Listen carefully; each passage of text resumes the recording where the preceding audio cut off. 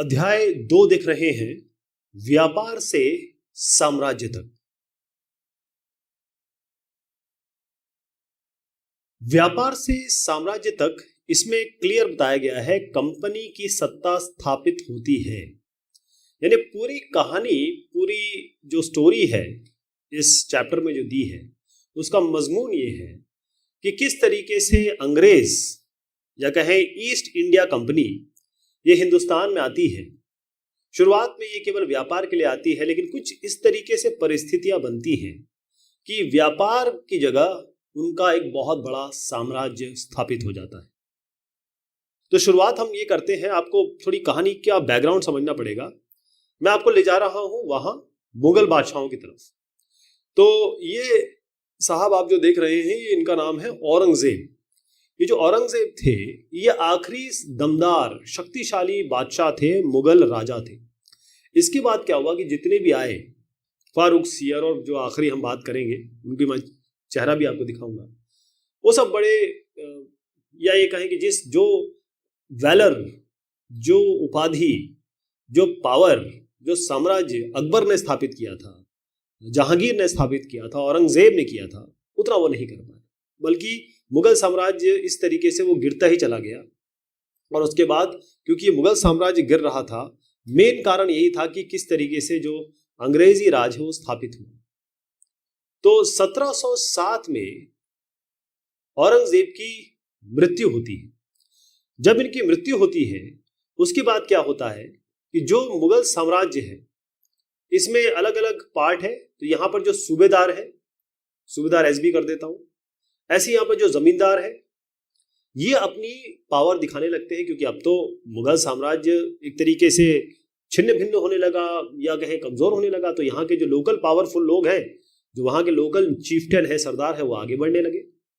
और उसके बाद क्या हुआ कि जो एक क्षेत्र है, जैसे मान लीजिए दिल्ली और आगरा से वो राज करते थे मुगल साम्राज्य। अगर आप थोड़ा सा नीचे चले आए, मतलब किलोमीटर्स दूर चले आए, साउथ की तरफ चले आए, लेफ्ट की तरफ चले आए, मतलब जिसको हम नॉर्थ साउथ ईस्ट वेस्ट कहते हैं, ईस्ट की तरफ चले आए, वेस्ट की तरफ चले आए, तो यहाँ पर बहुत बहुत जबरदस्त ताकतवर क्षेत्रीय रियासतें मतलब जो साम्राज्य ही समझ लीजिए, छोटे साम्राज्य। और दिल्ली, अब जो दिल्ली था, जो एक केंद्र था, मुगल साम्राज्य का केंद्र था, यहाँ से पूरा देश, पूरे देश पे, पूरे कंट्री पे राज होता था, वो जो है अब वो सेंटर पॉइंट नहीं रह सका। क्लियर हो गया? अब ये हुआ कि हमें 18वीं शताब्दी के आगे की बात कर रहा हूं, उत्तरार्ध की बात कर रहा हूं, यानी 1750 के आगे आप सोचिएगा।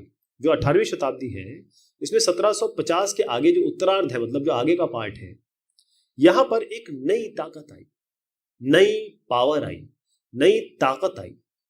और ये ताकत इस तरीके से हमारे हिंदुस्तान के, इंडियन सबकॉन्टिनेंट के परचम में लहराने लगी, जिनको हम अंग्रेजों के नाम से जानते हैं, ब्रिटिशर्स के नाम से जानते हैं।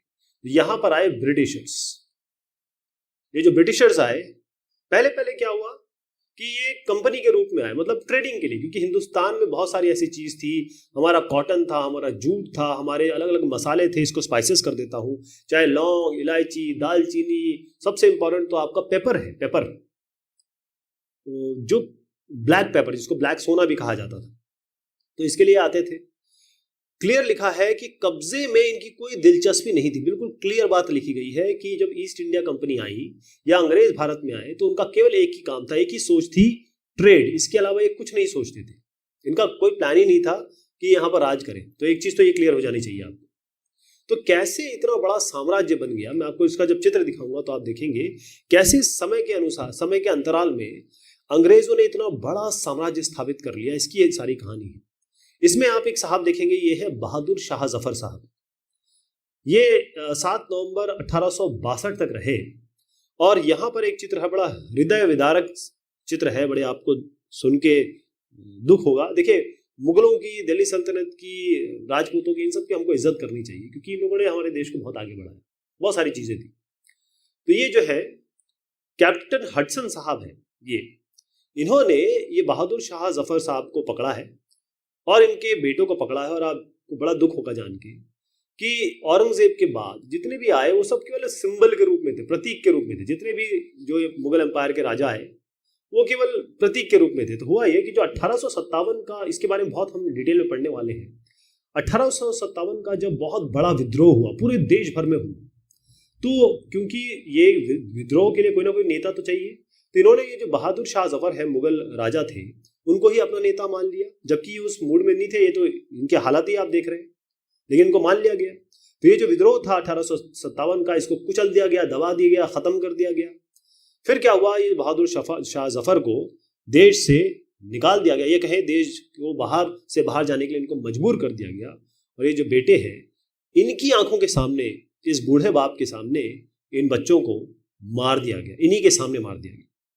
तो एक बड़ा अच्छा शेर है कि कितना है बदनसीब जफर, दफन के लिए दो गज जमीन भी मिल न सकी कुएं यार में। तो इतना बदनसीब है ये जफर, जो आखिरी मुगल बादशाह रहे, कि इनको 2 गज जमीन भी नहीं मिल सकी, अपने जिस देश के बाशिंदे थे वहां पर इनको दफन के लिए 2 गज जमीन भी नहीं मिल सकी। अब हमारी बात आगे बढ़ती है यहाँ पर कि पूर्व से या पूर्व में ईस्ट इंडिया कंपनी का आना।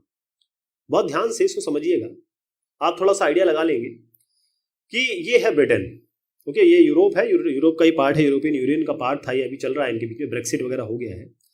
तो ब्रिटिश यहाँ से इस तरीके से आते थे पहले ना, ये सब जो थे स्वेज नहर और जो भी नहरें यहाँ पर हैं, कि ये जो पार्ट था ना, क्योंकि इस यहाँ से जब आते हैं आप, तो बिल्कुल जो डिस्टेंस है और फ्यूल है, सब बच जाता है। आजकल जो शिप आती है वो यहाँ से आते हैं, पहले इस तरीके से आया करते थे यूं करके। तो अभी मैं आप जो नाम लूंगा उसमें आएगा केप ऑफ गुड होप, ये आपका एकदम पॉइंट एकदम लोएस्ट पॉइंट है अफ्रीका का, ये नाम अभी मैं लूंगा, आप ये समझ लीजिए। वो इस तरीके से आते थे ऐसे, और फिर यहाँ से वो इस तरीके से आते थे इस जगह पे, खासतौर पर वो गुजरात के इलाकों में आते थे। और फिर यहाँ से अगर आप कोरोमंडल तट लें तो ये वाला, मालाबार तट ले तो ये वाला, तो यहाँ पर आते थे और अपना ट्रेड करते थे। तो कैसे आ रहे हैं ये आप समझ गए यहाँ पर। और इसी तरीके से बाकी जैसे पोर्चुगीज है, डच है, डच मतलब हॉलैंड, पुर्तगाली और फ्रांसीसी, ये सारे यहीं के हैं और वो आया करते थे। ये सारों का रास्ता मैंने आपको बताया।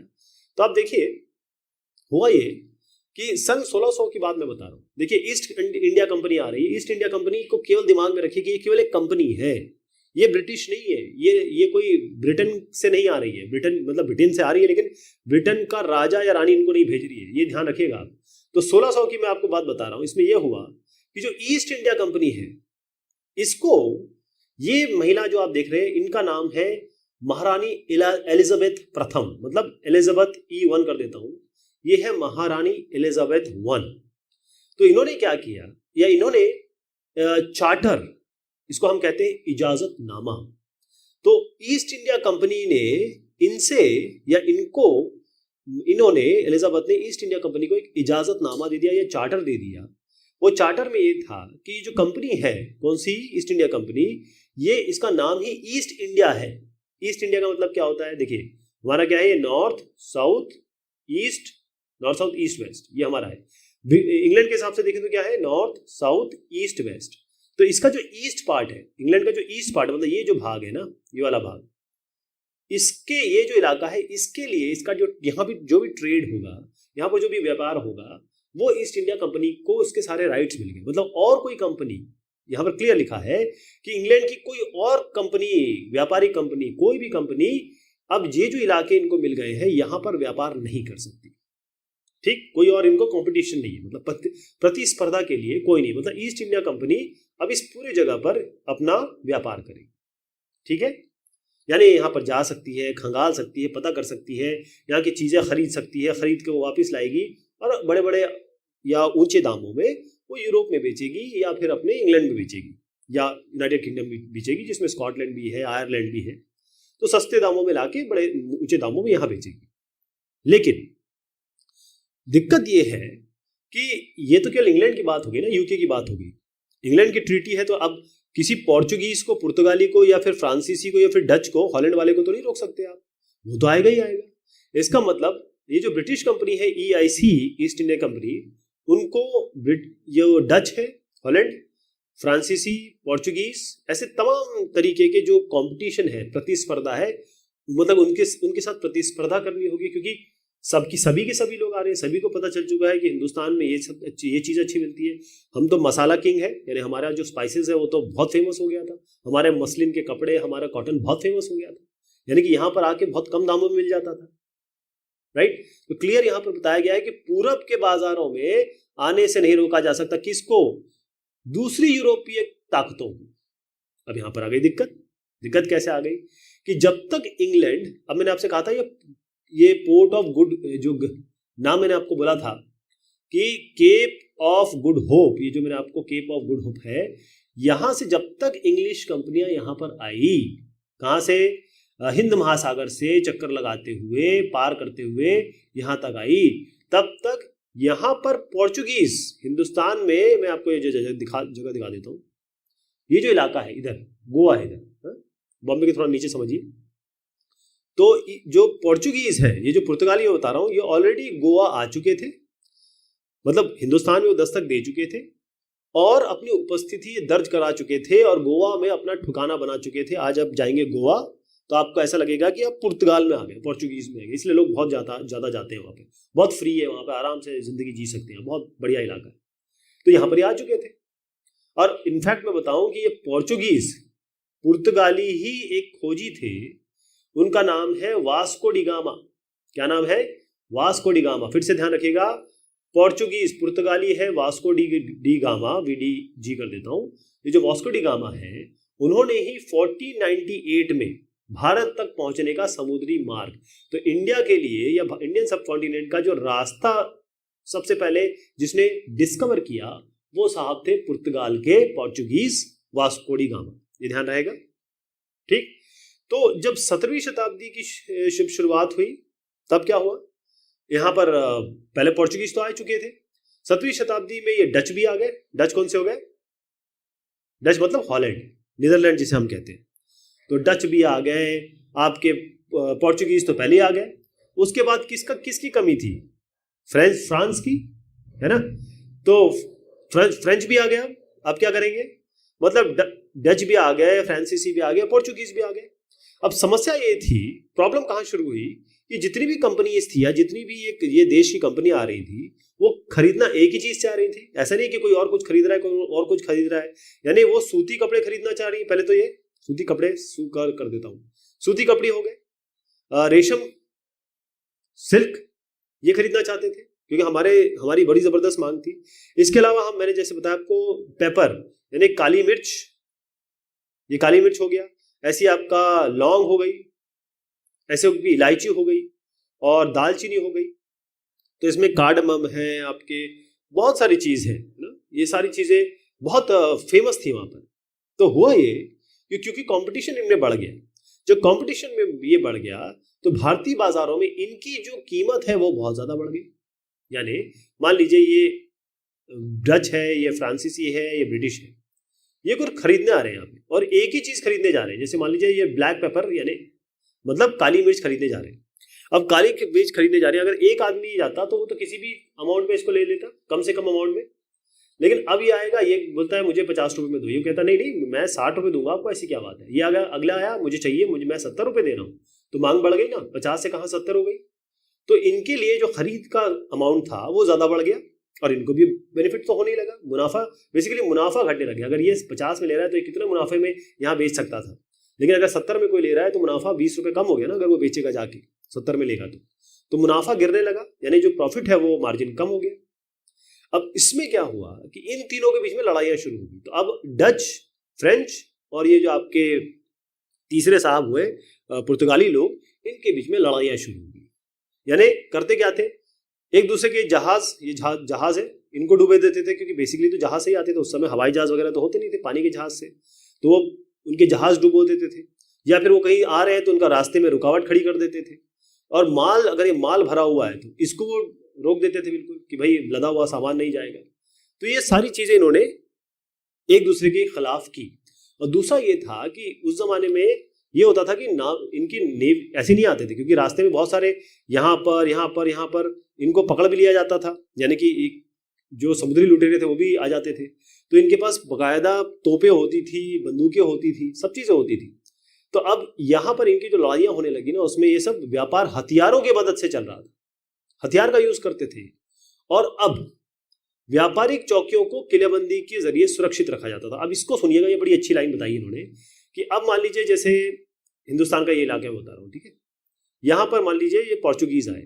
अब पोर्चुगीज क्या करेंगे कि जैसे ही अपना कुछ इलाका बनाएंगे या यहाँ अपना एक सेंटर बनाएंगे, ट्रेड सेंटर, तो उसको वो फोर्ट बना देंगे। वहाँ पर एक बहुत अच्छा फोर्ट भी है, वहाँ पे किला भी बना देंगे।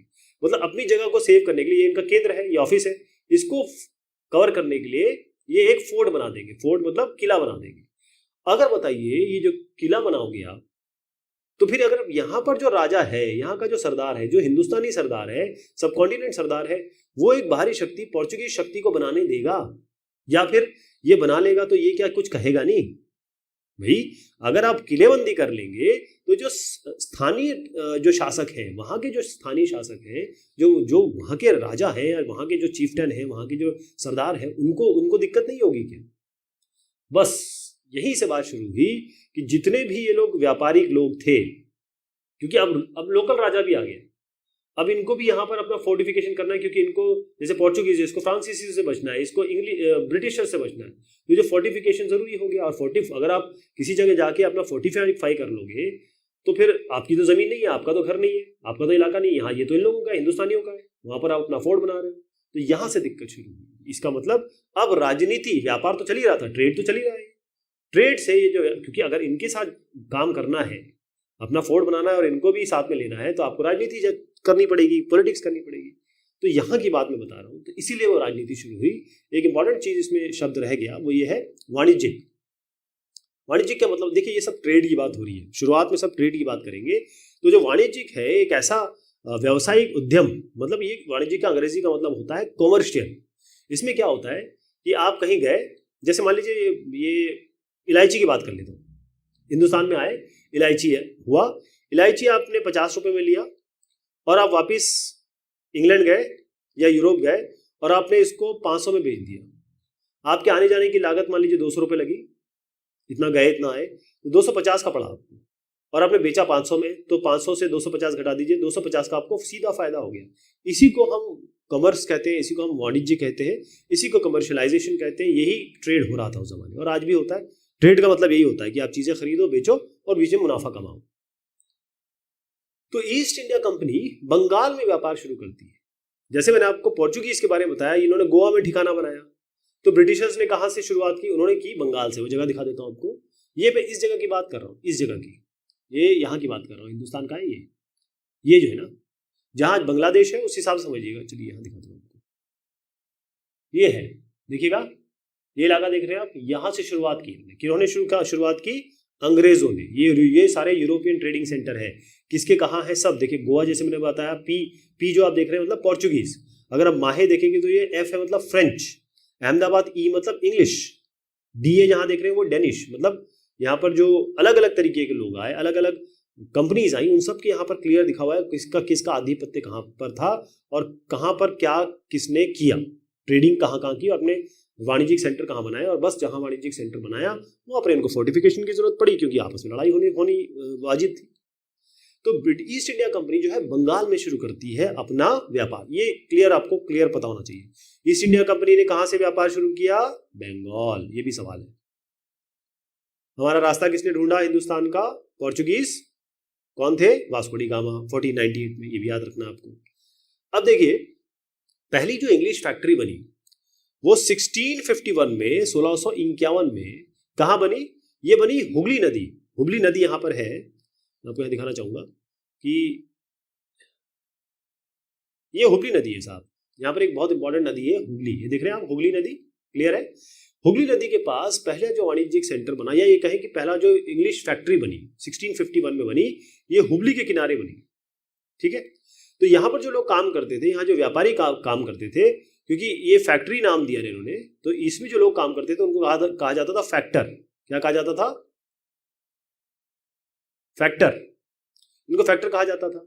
अब इसमें इनका एक वेयर हाउस भी था। वेयर हाउस मतलब जहां पर भंडार गृह, जहां पर ये सामान रख सकते थे जो वो बेचेंगे, आगे बढ़ाएंगे। यहीं पर इनके ऑफिसर्स भी बैठते थे, यानी कि दफ्तर भी थे, इनके ऑफिसर्स भी थे। यहाँ पे वो कर दे रहा हूँ, दफ्तर थे, यहाँ इनके अफसर बैठते थे। अब धीरे धीरे क्या हुआ कि जैसे मान लीजिए आपने यहाँ पर एक फैक्ट्री बना दी, तो यहाँ पर एक इलाका हो गया, फिर ये इलाका थोड़ा और बढ़ गया क्योंकि फैक्ट्री बना दी आपने, यहाँ वेयर हाउस बना दिए, यहाँ लोग भी बैठ रहे हैं। तो इन्होंने कहा कि जब हम ये चीज़ें भेज रहे हैं, तो इन्होंने कहा कि देखो, सौदागरों को दे रहे हैं जो ट्रेडर्स हैं, और जो सौदागर हो गए, जो सौदा करते हैं, एक ही बात है, सौदा करना वाले सौदागर या व्यापारी एक ही बात होगी। तो ये सौदागर और व्यापारी जो थे, इनको इन्होंने कहा, ये जो अंग्रेज है या ईस्ट इंडिया कंपनी वालों ने कहा कि ऐसा है, आप इधर ही क्यों नहीं आ जाते, है ना, आप इधर ही आ जाइए। तो ये लोग यहीं पे आ गए, इन्होंने भी अपना यहाँ पर बसावट कर ली। बसावट यानी कि इन्होंने भी अपनी अपनी एक तरीके से ऑफिस डाल लिया ये खेले, मतलब ये आके यहाँ पर बस गए, क्योंकि इनको फायदा तो यहीं से हो रहा था, इनका काम यहीं पे था। फिर उसके बाद आगे ये हुआ कि 1696 की बात कर रहा हूँ, 1651 में ये शुरुआत हुई, 1696 की बात मैं कर रहा हूँ कि ये जो अब यहाँ पर लोग आगे आगे बस गए, तो इन्होंने यहाँ पर बनाना शुरू किया फोर्ट। फोर्ट मतलब किलेबंदी करनी शुरू कर दी। अब ये इलाका इन्होंने किलाबंदी शुरू कर दी। अब किला आपने बनाया, फिर इन्होंने क्या किया, और 2 साल बाद 1698 में इन्होंने क्या किया, जो मुगल अफसर थे, क्योंकि उस समय मुगल तो डिक्लाइन पे चले गए थे, तो जो मुगल अफसर थे उनसे इन्होंने क्या किया कि रिश्वत दी, पैसे दिए, और 3 गांव जो आसपास के गांव थे उनकी जमींदारी भी ले ली। क्या ले ली? जमींदारी, कि भाई अब यहाँ के हम जमींदार हो गए। और इन 3 गांव में एक गांव है, नाम ध्यान रखिएगा क्योंकि इसके 3 नाम मैं बताऊंगा, कालीकाता। तो आज हम जो कोलकाता बोलते हैं, जो पहले कलकत्ता था, कैलकटा था, उसका नाम क्या है? कालीकाता। क्या नाम है? कालीकाता। फिर से सुनिएगा, कालीकाता, कलकत्ता, कोलकाता। आज हम कोलकाता बोलते हैं, पहले कालीकाता था, फिर बीच में कैलकटा बन गया। हमारे जमाने में कैलकटा चढ़ा हुआ है, लेकिन अब कोलकाता हो चुका है।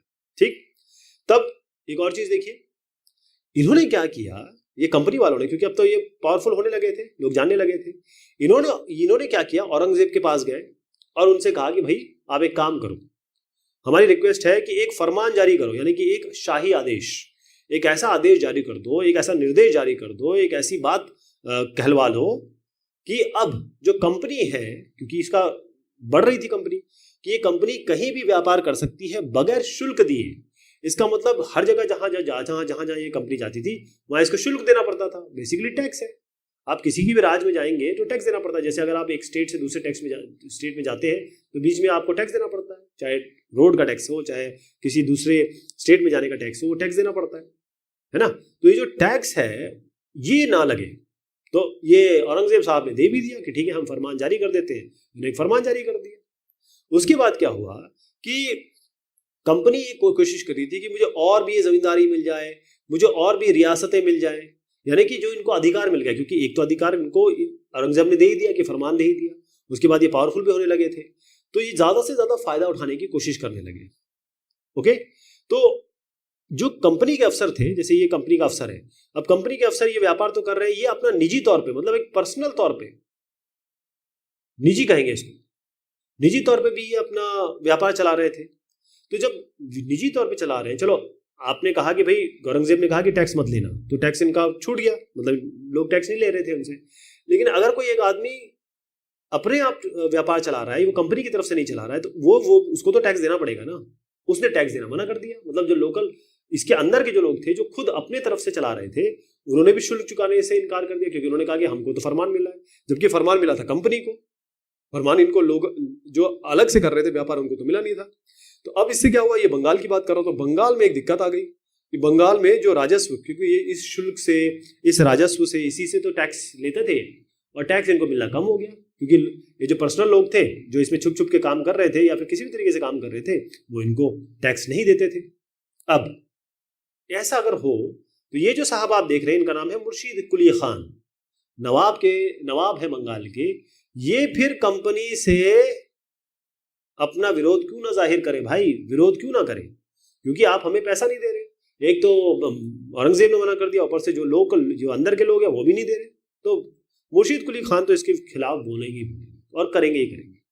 ठीक, बात हो रही है ईस्ट इंडिया कंपनी की, कैसे ईस्ट इंडिया कंपनी हमारे देश में आती है, इंडियन सबकॉन्टिनेंट में आती है, और कैसे वो व्यापार से, मतलब ट्रेड से, लेन देन से आगे किस तरीके से पॉलिटिकल परिस्थितियां बनती हैं, राजनीतिक परिस्थितियां बनती हैं, और वो इस देश में इतना बड़ा साम्राज्य स्थापित कर लेती है।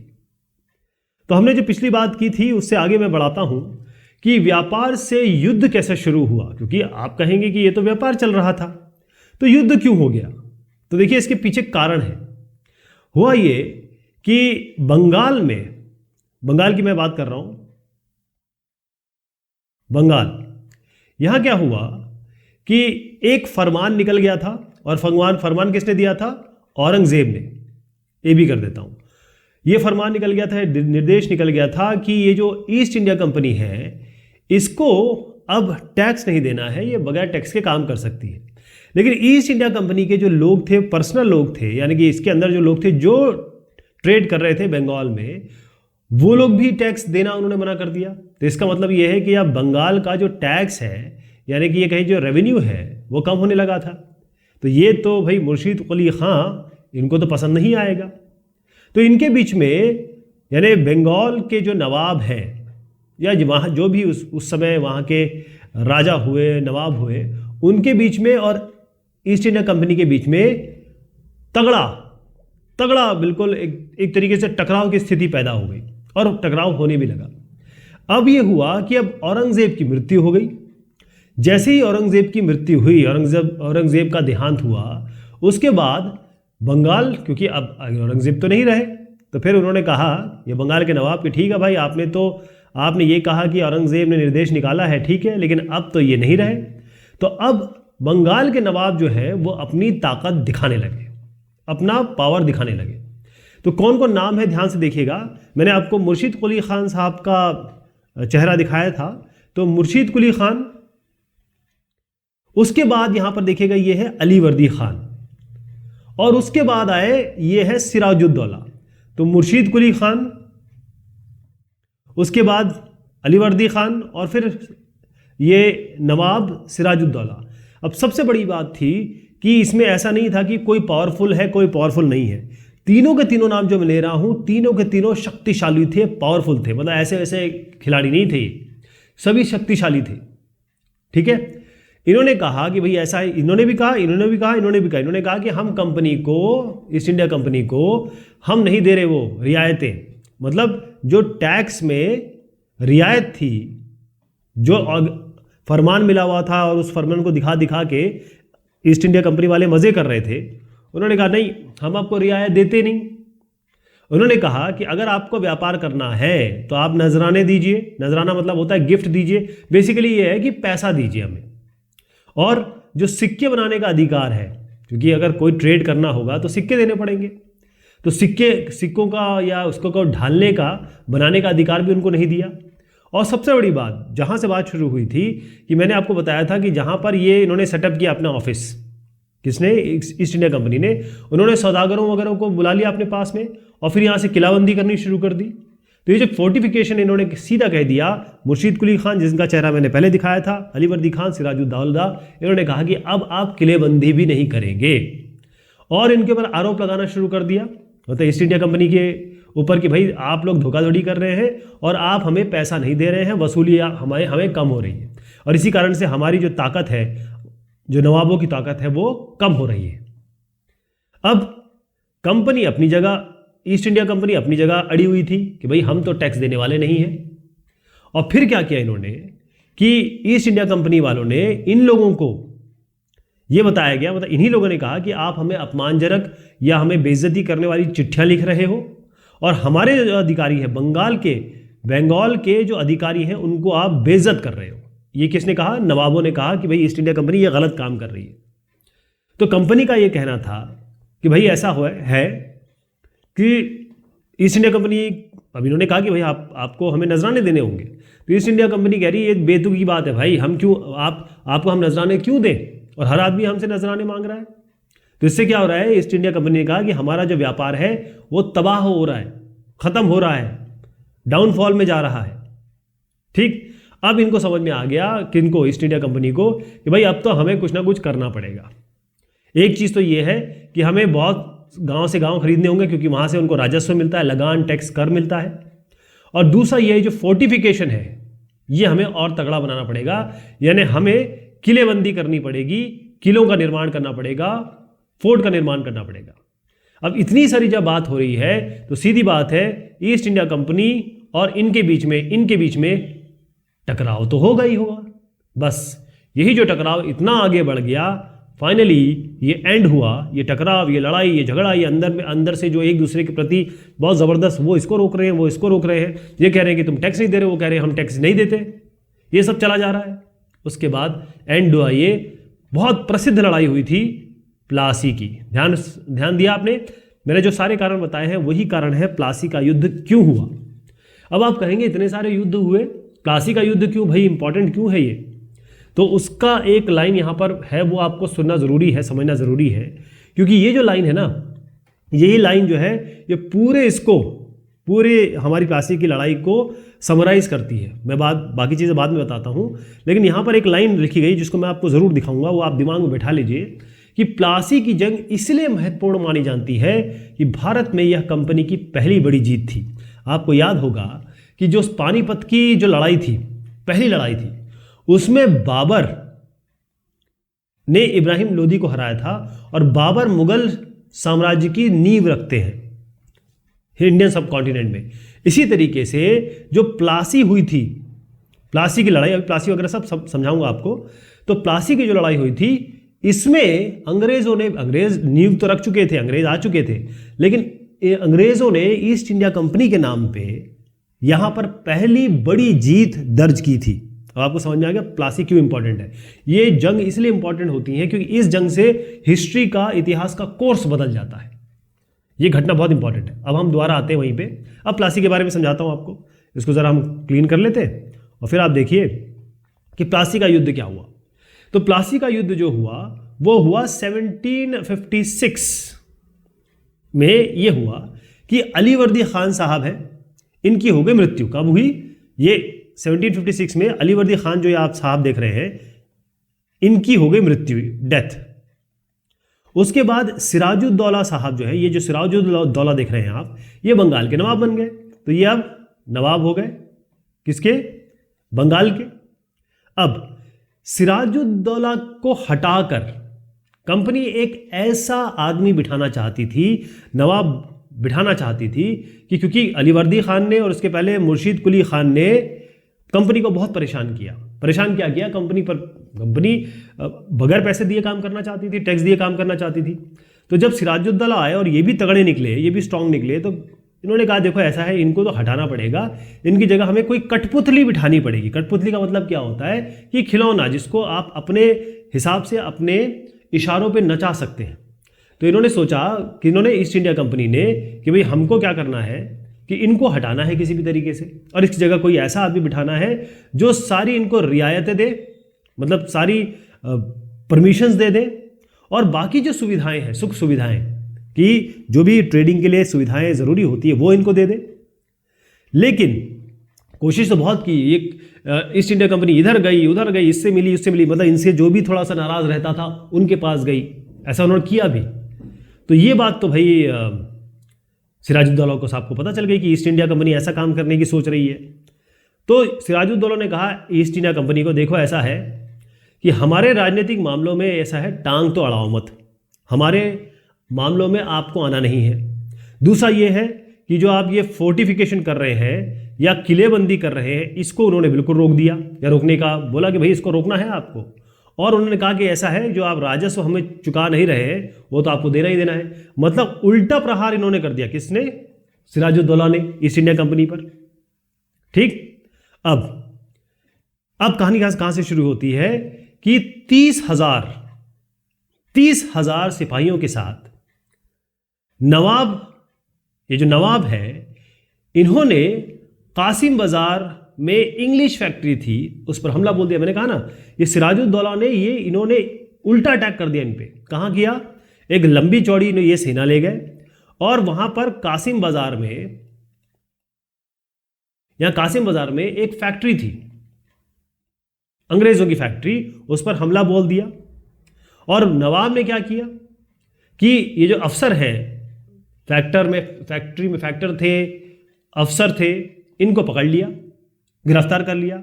जो गोदाम था उस पर ताला डाल दिया, बंद कर दिया मतलब उसको, और इनके हथियार भी छीन लिए। और जो अंग्रेजों के जो जहाज थे उनको भी घेराबंदी कर ली, उनको घेर लिया। और उसके बाद ये और आगे बढ़े, यहाँ पर नहीं रुके, कसीम बाजार तक नहीं रुके, ये यहाँ तो इन्होंने कर ही दिया ये काम। उसके बाद ये कि जो कंपनी ने कलकत्ता में जो किला बनाया हुआ था उसके कब्जे के लिए यही लोग इसके कब्जे के लिए आगे निकल गए। अब जैसे ही कंपनी ने सुना कि भाई ऐसा हो गया कि ये तो कलकत्ता हमारे हाथ से निकल जाएगा, निकलने वाला है, तो कंपनी ने आनन फानन में काफ़ी सारे अफसरों को भेजा। और अफसर कैसे भेजा, यहाँ पर एंट्री होती है रॉबर्ट क्लाइव साहब की। किसकी एंट्री होती है? जो रॉबर्ट क्लाइव देख रहे हैं इनकी एंट्री होती है। ये साहब थे मद्रास में, तो इनके नेतृत्व में, रॉबर्ट क्लाइव के नेतृत्व में सेना को रवाना कर दिया, क्योंकि अब सिराजुद्दौला तो रुकने वाले नहीं थे। और इसके अलावा ये तो सेना तो ले ही गए, साथ में जो नौसैनिक बेड़ा है, मतलब जहाज, पानी का जहाज, और उसका जो बेड़ा है वो भी इसके साथ भेज दिया गया कि भाई इनको गया सिराजुद्दौला को रोको यार, ये तो हमें वही कर देंगे, तबाही कर देंगे। तो अब अगर आप देखें कि ये जो बैटल ऑफ प्लासी है 1757 में हुई, मैंने आपको 1756 की कहानी बताई है अभी, है ना, ये 1756 की कहानी बताई है।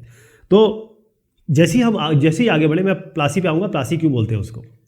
फिर 1757 में रॉबर्ट क्लाइव ने क्या किया, जो प्लासी का मैदान है, प्लासी नहीं है, इसका नाम कुछ और था, बताऊंगा, लेकिन आपको याद इसको ऐसे ही रखना है। तो रॉबर्ट क्लाइव को याद रखना है, एक तो ये साहब हो गए रॉबर्ट क्लाइव, और प्लासी के मैदान में जो नवाब सिराजुद्दौला ये साहब, इनके बीच में हुआ घमासान युद्ध। ठीक है, किन के बीच में? रॉबर्ट क्लाइव की सेना और सिराजुद्दौला की सेना। अब इसमें सिराजुद्दौला की हार हो गई, ये हार गए। अब आप बोलेंगे यार इतने पावरफुल थे, कैसे हार गए? ये तो बाहर के लोग थे, लेकिन ये हार कैसे गए? एक तो इनके पास नौसैनिक बेड़ा था, ये थोड़े एडवांस भी थे, और दूसरा ये साहब आप देख रहे हैं, इनका नाम है मीर जाफर। आपका कोई भी घर का भेदी होगा ना, जो आपके विरुद्ध काम करेगा या आपकी बात दुश्मन को बताएगा, उसको मीर जाफर ही कहा जाता है आजकल भी, आज भी मीर जाफर कहा जाता है, क्योंकि ये मीर जाफर ने इनको धोखा दिया था। किसको? सिराजुद्दौला को। क्योंकि मीर जाफर जो थे सिराजुद्दौला के एक सेनापति हुआ करते थे। तो जैसे ये सेनापति हो गए, ये सेनापति हो गए, ये सेनापति हो गए, वो सेनापति जो है वो अलग अलग अपनी टुकड़ियों के साथ अटैक कर रहे थे, सिराजुद्दौला के सेनापति थे। मीर जाफर की जो सेना थी उन्होंने इसमें पार्ट ही नहीं लिया, क्योंकि रॉबर्ट क्लाइव ने मीर जाफर से कहा या समझाया कि ऐसा है कि हम इस सिराजुद्दौला को हराएंगे, इसमें आप हमारी मदद करिए, इसके मेहनत के तौर पे या इसके नजराने के तौर पे हम मीर जाफर साहब आपको बंगाल का नवाब बना देंगे। तो जैसे ही मीर जाफर ने सुना कि अरे वाह, मैं तो बंगाल का नवाब बन जाऊंगा, तो इसलिए इन्होंने अपनी सेना यहां पर भेजी नहीं। क्लियर हो गया? अब आप समझिए ये प्लासी नाम क्यों पड़ा, ये सवाल आपके दिमाग में उठता होगा, प्लासी का नाम क्यों पड़ा, ये प्लासी चल रहा है। पहली चीज तो ये है कि जो प्लासी है वो प्लासी नहीं है, ये है पलाशी, ये पलाशी के नाम पे पड़ा है। और प्लाशी को अंग्रेजी में बोल बोल के अंग्रेजों ने इसका नाम एक तरीके से चेंज कर दिया। बिगाड़ूंगा तो इन्होंने कहा है बिगाड़ दिया, मैं बिगाड़ूंगा तो नहीं कहूँगा, क्योंकि अंग्रेज अपनी जबान बोलते थे, वो पलाशी नहीं बोल पाते थे, तो प्लासी बोलते थे वो। ठीक है, तो यहाँ पर पलाशी इस जगह का नाम इसलिए था कि जहाँ पर युद्ध हुआ यहाँ पर मिलते थे पलाश के फूल। किसके फूल मिलते थे? पलाश के फूल मिलते थे। और ये जो लाल लाल फूल होते थे इन्हीं से गुलाल बनाया जाता है, और ये होली में इसका उपयोग होता है रंगों के नाम पर। तो इसीलिए इसका नाम प्लासी और प्लासी का युद्ध। अब आप समझ गए कि प्लासी क्या है। और इसमें रोल अदा किया, लड़ाई हुई है रॉबर्ट क्लाइव और सिराजुद्दौला बंगाल के नवाब थे, ये हारे। और क्यों हारे? क्योंकि मीर जाफर की इसमें कारगुजारियां थी, और केवल इन्हीं की कारगुजारियां नहीं थी, रॉबर्ट क्लाइव ने भी इसमें दमदार रोल प्ले किया। और उसके बाद क्या हुआ कि यहाँ पर आप देखिए, एक यहाँ पर चित्रण दिख रहा है, ये एक महान्यायालय का कक्ष दिख रहा है, और यहाँ पर कंपनी ने जो ये साहब हैं इनकी वगैरह बाकायदा मीटिंग वगैरह होती थी। लेकिन यहाँ पर एक बात बताऊँगा आपको, जो इंग्लैंड के लोग थे वो ये देख रहे थे कि ये जो ईस्ट इंडिया कंपनी है ये बड़ा गड़बड़ कर रही है वहाँ पर। जैसी प्लासी का युद्ध हुआ, तो उसके बाद जो रॉबर्ट क्लाइव है उन्होंने अंग्रेज सम्राट के एक विदेश मंत्री हुआ करते थे, उनका नाम है विलियम पिट। ये नाम याद रखने की जरूरत नहीं है आपको। इनको एक चिट्ठी भेजी थी कि भाई मैंने 20 लाख स्टर्लिंग, 20 लाख स्टर्लिंग तीन प्रांतों, तीन जो प्रोविंसेस हैं इंडिया के, सब कॉन्टिनेंट के, उन पे कब्जा ये मैंने किया है और इसके लिए आप शोर क्यों मचा रहे हो भाई? मैंने तो आप ही का काम किया है। ब्रिटेन को तो खुश होना चाहिए, कंपनी को तो खुश होना चाहिए। ऐसे इन्होंने एक जवाब दिया, क्योंकि ईस्ट इंडिया कंपनी के प्लासी के युद्ध और उसके बाद की चीज़ों से, उसके पहले की चीज़ों से यहाँ के लोग खुश नहीं थे, तो उसका जवाब इन्होंने ऐसे दिया था।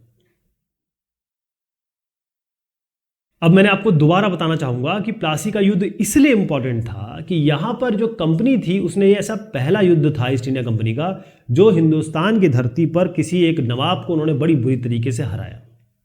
अब इसके बाद क्या हुआ, ये सिराजुद्दौला साहब को मार दिया गया और मीर जाफर को बना दिया गया क्या, वहां का नवाब। ठीक, नवाब बना दिया गया। लेकिन अब आप कहेंगे फिर ईस्ट इंडिया कंपनी ने क्यों नहीं उसका आधिपत्य ले लिया, क्यों नहीं उस इलाके का, या फिर कहीं बंगाल के नवाब क्यों नहीं बन गए, या अपना बंगाल का नवाब क्यों नहीं बना दिया इन्होंने। अभी भी ईस्ट इंडिया कंपनी कह रही थी कि भाई हमें नहीं करना, हम तो ट्रेड करने आए हैं। अभी भी ये जिम्मेदारी नहीं लेना चाह रहे थे। इनका ये कहना था कि भाई अगर हमको कोई शासक ऐसा मिल जाता है जो हमारा पपेट हो, हमारा कठपुतली हो, और वो हमारे लिए काम कर ही रहा है, हमको रियायत दे रहा है, हमको तरह तरह की सुविधाएं दे रहा है, तो हम क्यों गद्दी पे बैठे। हमारे पास मीर जाफर लोग जैसे हुई हिंदुस्तान में ऐसी लोग तो होते हैं जो हमको, जिन्होंने हमें लड़ाई हरवाई हैं, मीर जाफर जैसे लोग। तो इन्होंने कहा हमको गद्दी नहीं चाहिए, हम गद्दी क्यों ले, क्योंकि हमारे पास तो सीधा कब्जा करने की जरूरत ही नहीं है, क्योंकि मीर जाफर को बिठा देंगे, वो हमारे लिए वैसे ही काम कर रहा है। लेकिन होता कुछ और है। होता ये है कि जैसे ऐसे लोगों को आप बिठाते हैं गद्दी पे, मीर जाफर को बिठाया, अब क्योंकि ये वहाँ के नवाब बन गए तो इनको प्रजा की नज़र में, जो उनकी प्रजा है, लोग हैं, उनकी नज़र में भी तो अच्छा बनना है, वरना प्रजा नाराज़ हो जाएगी। तो ये जिस तरीके से सोच रहे थे कि भाई हमें सुख सुविधाएं मिल जाए, हमें रियायतें मिल जाए, वो उस तरीके से नहीं मिल पाती थी। ठीक, तो हुआ ये कि जैसे ही मीर जाफर ने कंपनी का विरोध किया, किसने, मीर जाफर ने जब कंपनी का विरोध किया तो कंपनी ने इसको हटा दिया, और कंपनी ने किसको बना दिया, मीर कासिम को बना दिया नवाब। फिर मीर कासिम भी वही तो आदमी है भाई, जो आदमी जिसको बनाएंगे आप, उसके साथ भी तो ये सब चीज़ें रहेंगी, क्योंकि उसको भी अपने लोगों को सेटिस्फाई करना है। ठीक, तो जब मीर कासिम परेशान करने लगे तो अब हुई बक्सर की लड़ाई। दो लड़ाई बताई मैंने आपको, एक प्लासी की लड़ाई, अब मैं आपसे बात कर रहा हूँ बक्सर की लड़ाई। बक्सर जो है ये आपके बिहार में एक जगह है। तो बक्सर की लड़ाई हुई, तो 1764 में बक्सर की लड़ाई हुई, ये आपको दिमाग में बिठा लेना है। तो ये लड़ाई किसके बीच में हुई, मीर कासिम और ईस्ट इंडिया कंपनी। ओके, तो उसके बाद इनको मीर कासिम को हराना पड़ा। उसके बाद क्या किया, सिराजुद्दौला को तो मार चुके थे, मीर कासिम को मीर जाफर की जगह इन्होंने रखा था, मीर कासिम को बक्सर में हरा दिया इन्होंने। तो फिर दोबारा इन्होंने मीर जाफर को रखा। अब सोचिए आप, दोबारा मीर जाफर को ही नवाब बना दिया गया। लेकिन अब जब नवाब बनाया, मीर जाफर को समझ में आ चुका था कि भाई अब तो मैं बिल्कुल दबा हुआ हूँ, क्योंकि मुझे फिर से इन्होंने बनाया है। तो नवाब साहब को इनको 5 लाख रुपए देने थे हर महीने, एवरी मंथ 5 लाख रुपए। किनको, जब ये मीर जाफर दूसरी बार इनको बनाया गया। ठीक, और दूसरा ये था कि जो भी ईस्ट इंडिया कंपनी, जो भी यहाँ पर इनके सैनिक के खर्चे हो रहे हैं, या इनके जितने भी व्यापारिक ज़रूरत है, ईस्ट इंडिया कंपनी की जो व्यापारिक ज़रूरत है, उसके भी पैसे किसको देने हैं, मीर जाफर को देने हैं। किसको देने हैं, मीर जाफर को देने हैं। ठीक है, अब हुआ ये कि 1765 में 1765 में मीर जाफर की हो जाती है मृत्यु। किसकी हो जाती है, मीर जाफर, जो मीर जाफर साहब देख रहे हैं, इनकी हो जाती है मृत्यु। ठीक, उसके बाद कंपनी के ने अपने इरादे बदल चुके थे। उन्होंने कहा देखो यार, ये जो कठपुतली हम बनाते हैं मीर कासिम, मीर जाफर, इससे हम बड़े परेशान हो गए। हमको तो अब खुद ही नवाब बनना पड़ेगा। किसको, कंपनी को खुद ही नवाब बनना पड़ेगा।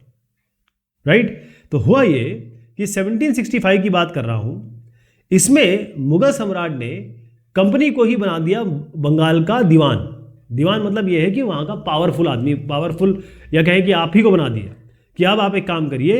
मतलब अब क्या है, मुगल एम्पायर है ये, मुगल सम्राट ने बनाया, जो भी मुगल सम्राट थे उस जमाने में, उन्होंने कंपनी को ही बोल दिया कि ठीक है अब आप दीवान बन गए।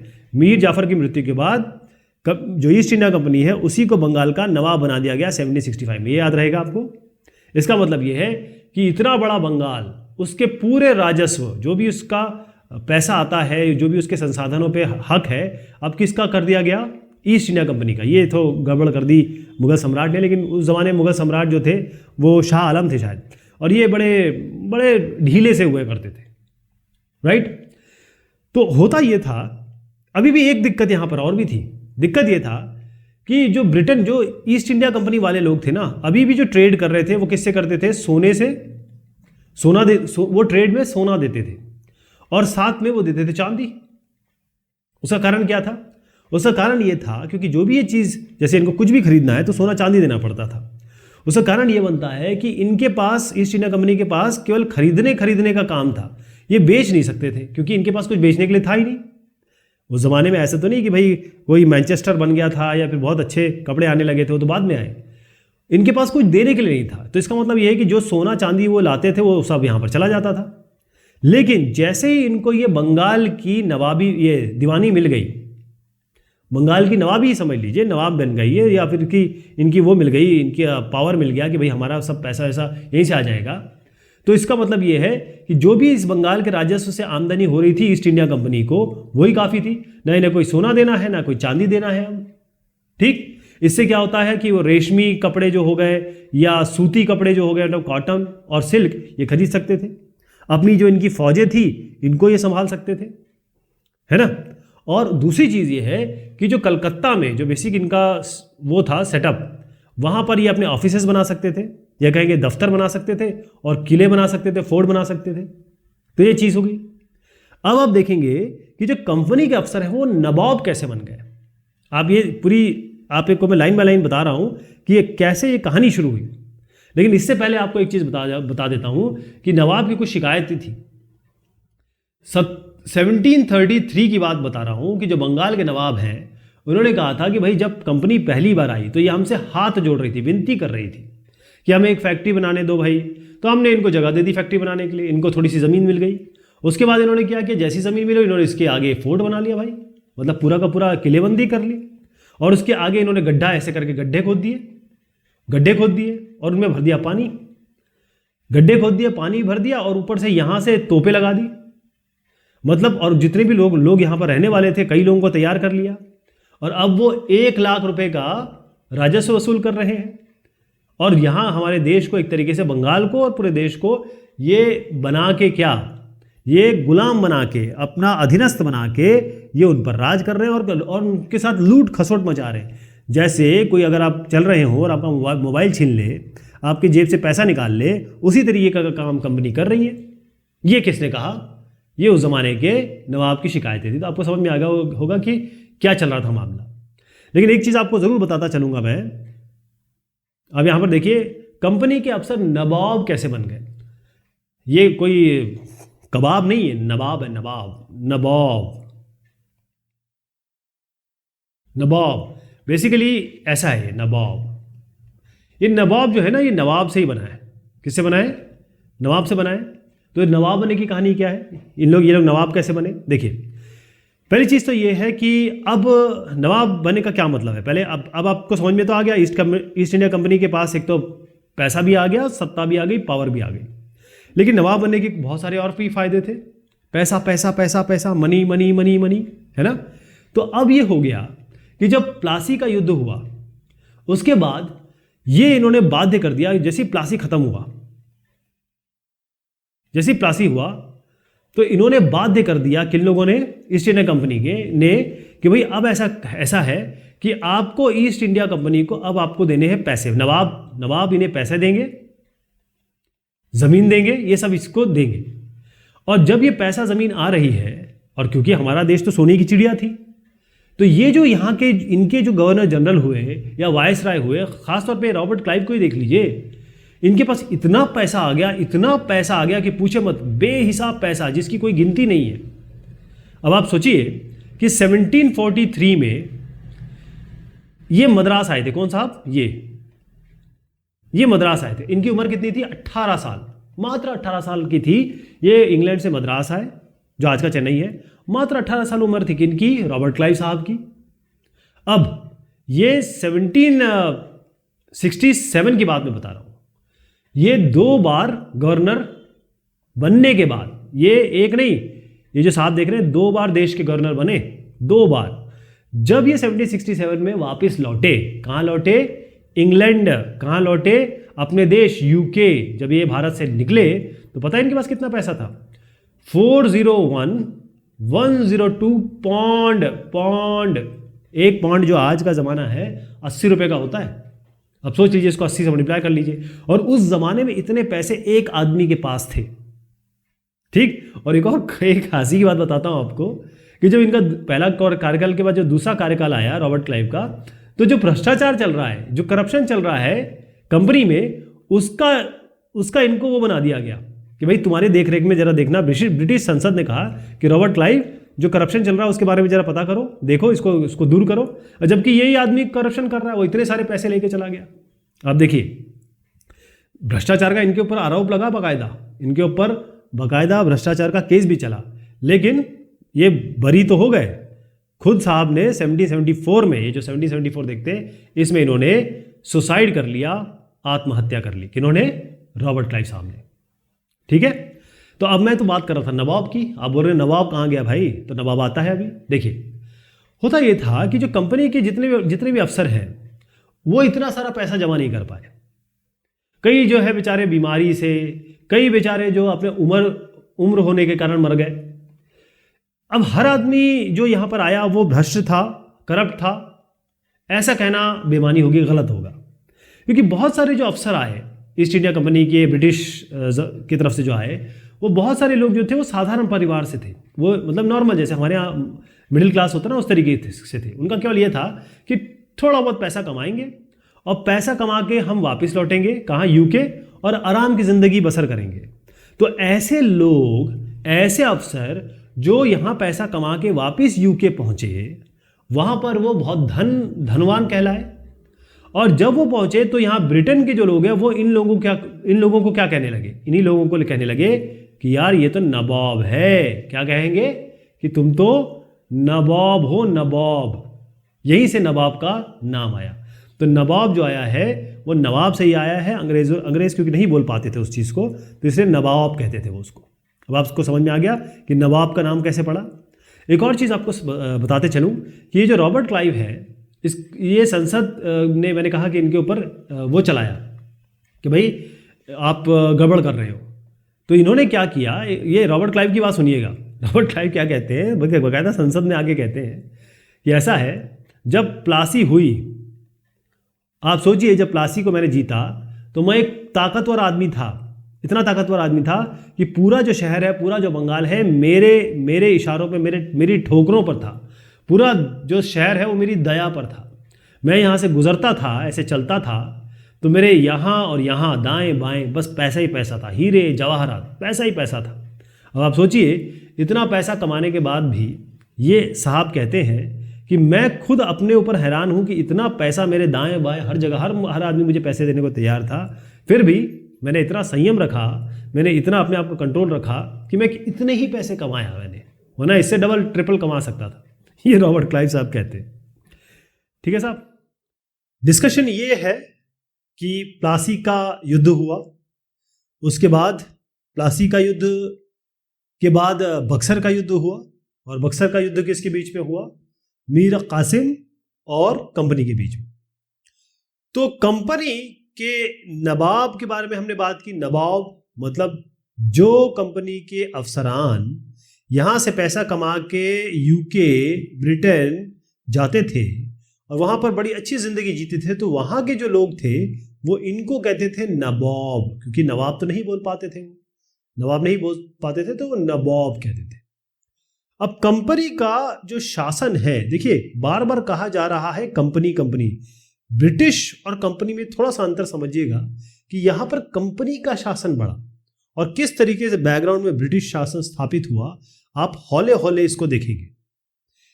अगर मैं एक रेंज की बात करूं तो 1757 और 1857 इसमें बहुत सारी चीजें हुई। कंपनी ने कई जगह कब्जा किया, लेकिन एक बात इस बीच में बहुत ध्यान रखी गई कि कंपनी कभी भी किसी जगह पे, जो जगह इनको नहीं पता हुई, इसको अनजान जगह कह रहे हैं, अनजान जगह पर ये कभी भी डायरेक्ट आक्रमण नहीं करते थे, सैनिक हमला नहीं करते थे, बल्कि करते क्या थे कि इसको कब्जे में लेने से पहले या इसका अधिग्रहण करने से पहले या इस रियासत को अपने कंट्रोल में लेने से पहले वो बहुत सारी चीजों का इस्तेमाल किया करते थे। चाहे वो पॉलिटिक्स हो या पॉलिटिकल, तो राजनीतिक कह लेते हैं इसको, या आर्थिक हो। अभी आप सब समझेंगे, ये राजनीतिक आर्थिक सारी चीजें आएंगी, आप उसका कंटेंट भी समझेंगे। अभी आप ये समझ लीजिए कि जो तरीके वो अपनाते थे उसमें राजनीतिक तरीके हो गए, आर्थिक तरीके हो गए और कूटनीतिक तरीके हो गए, जिसको हम डिप्लोमेसी कहते हैं। राजनीतिक यानी कि पॉलिटिक्स, आर्थिक मतलब पैसा, और कूटनीतिक मतलब यह है कि चाल चलना, कूटनीति, डिप्लोमेसी, किस तरीके से बात की जाए, किस तरीके से चीजों को अमल में लाया जाए। तो जैसे मैं आपको पहले भी बता रहा था कि जो बक्सर की लड़ाई हुई 1764 की बात है, उसके बाद क्या हुआ कि कंपनी ने एक नया काम किया। जो भारतीय रियासत है, जैसे भारतीय रियासत है, यहां पर एक आदमी को तैनात कर दिया, और इनका आदमी था, ये किसका, ईस्ट इंडिया कंपनी का आदमी था। और ये जो आदमी था इसको कहा गया रेजिडेंट। क्या कहेंगे?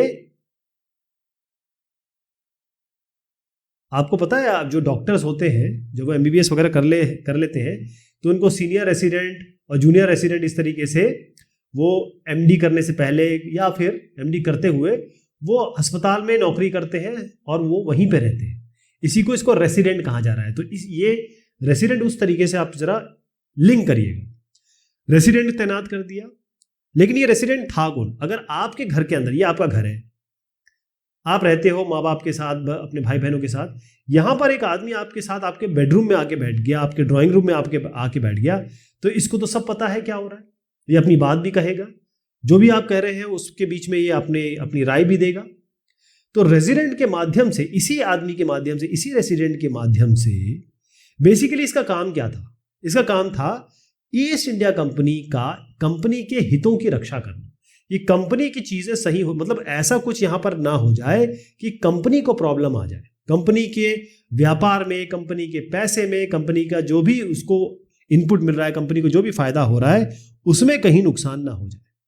एक तरीके से आप समझ लीजिए कि रेजिडेंट के माध्यम से कंपनी ही दखल दे रही है इन रियासतों में, इन अलग अलग प्रांतों में। क्लियर? जैसे एग्जांपल देता हूं मैं, भाई इस जगह का अगला राजा कौन होने वाला है, ये कंपनी तय करेगी, या कहें कि रेजिडेंट तय करेगा। कौन से पद पे भाई इस मंत्री को क्या बनाया जाए, लेखाकार किसको बनाया जाए, या फिर सेनापति किसको बनाया जाए, ये सारी चीजें किस पद पे किसको बिठाना है, किसको निकालना है, किसको हटाना है, ये सारे काम कौन करते थे? कंपनी के माध्यम से ये रेसिडेंट साहब किया करते थे। ओके, कंपनी ये चाहती थी, ये करना चाहती थी कि किसी तरीके से इस जगह पे कंट्रोल रहे।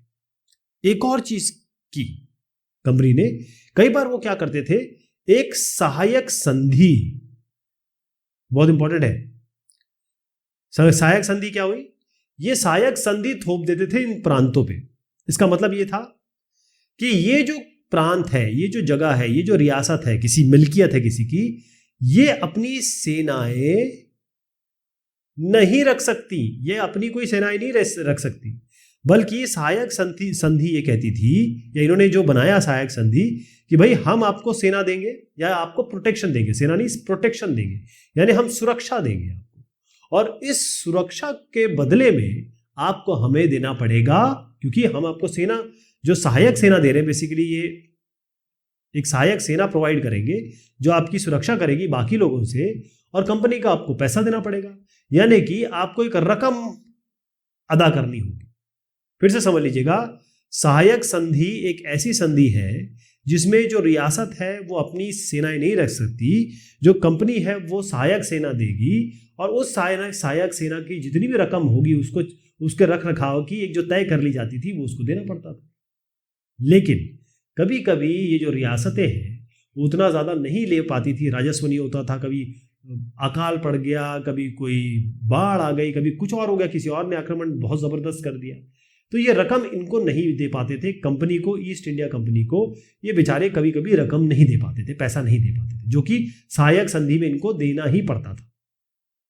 ठीक है, तो अगर ये पैसा नहीं दे पाते थे तो जुर्माने के तहत, पेनल्टी के तहत ये क्या करते थे, एक पार्ट इनका ले लेते। मतलब ये जो पार्ट है ना, लाइए हमें दे दीजिए, एक जगह ये मतलब कुछ इलाका अपने कब्जे में कंपनी ले लेती थी। मैं आपको बात बताता हूं, 1798 से लेकर 1805 के दरमियान रिचर्ड वेल्सली, कौन साहब, रिचर्ड, पहला अक्षर लिख रहा हूं, ये लिखा हुआ यहां पर, रिचर्ड वेल्सली साहब थे, ये गवर्नर जनरल थे भारत के। तो इन्होंने क्या किया, क्योंकि सेना, सहायक सेना को पैसा तो देना पड़ता था, तो इन्होंने फोर्स किया अवध के नवाब को मजबूर कर दिया कि लाइए अपना आधा इलाका दे दीजिए। मतलब ये पूरा है ना, तो पूरा आधा का पूरा इलाका इन्होंने, कंपनी ने ले लिया। और यही काम क्या किसके साथ किया, हैदराबाद के साथ। यही काम हैदराबाद के साथ किया इन्होंने कि भाई आप रकम नहीं चुका पा रहे, लाओ पैसा दे दो हमको। तो रेसिडेंट की ताकत जिस तरीके से आंकी गई है, रेसिडेंट की ताकत बहुत जबरदस्त थी। जेम्स मिल, जिनका नाम हम पहले भी ले चुके हैं, स्कॉटलैंड के इकोनॉमिस्ट, अर्थशास्त्री और पॉलिटिकल फिलोसोफर या कह ले राजनीतिक दार्शनिक साहब थे। इन्होंने ये कहा कि जो रेजिडेंट रहा करता था, दो शब्द आए इसमें, निषेधाज्ञा यानी कि निर्देश, और यहां पर आएगा अधीनस्थ यानी कि दब्बूपन। बेसिकली ये जो रेजिडेंट था ये अपने सारे काम करता था कंपनी के नाम पे, निर्देश कंपनी से आते थे और ये दब्बू बना के रखता था जो बाकी लोग हैं, जो रियासत के लोग हैं। ठीक, अगर राजा दब्बू है, अधीनस्थ है, अपना काम ठीक से कर रहा है तो कंपनी को भी कोई दिक्कत नहीं होती थी। लेकिन अगर राजा कोई ऐसा काम करता था जिससे कोई टकराव की स्थिति पैदा होती थी तो रेजिडेंट इसका भी इलाज करता था। क्लियर है? अब मैं आपको एक जरा चित्र दिखाता हूं, आप खुद समझ पाएंगे कि यहां पर आप देखें कि ये नवाब शुजाउद्दौला है, इनके बारे में हम पहले ही बात कर चुके हैं। ये ब्रिटिश रेसिडेंट है, ये जो आप देख रहे हैं ना, ये ब्रिटिश रेसिडेंट है। बक्सर की लड़ाई के बाद जो शुजाउद्दौला है, इनके बहुत सारे अधिकार तो इन्होंने छीन ही लिए थे बक्सर के बाद। और फिर भी अगर यहां पर देखें तो शानो शौकत तो बरकरार रही इनकी, और ये इनके बेटे खड़े हैं और ये खड़े हैं, तो ये सब तो काम चलता ही रहा। ये साहब है टीपू सुल्तान। कौन साहब है?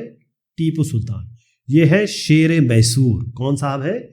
शेर मैसूर, टीपू सुल्तान। इनका नाम हमारे हिंदुस्तान के हिस्ट्री में, इतिहास में बहुत बड़ा नाम है, दर्ज होता है।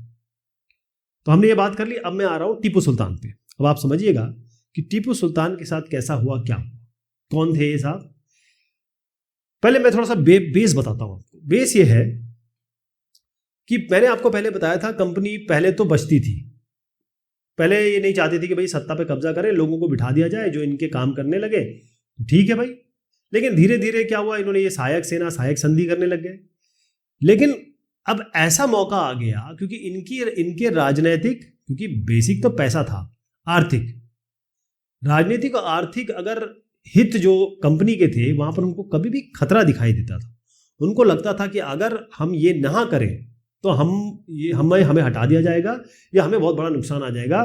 तो कंपनी ने इस बात से भी गुरेज नहीं किया, इस बात से भी ये पीछे नहीं हटे कि ये सैनिक टकराव करें।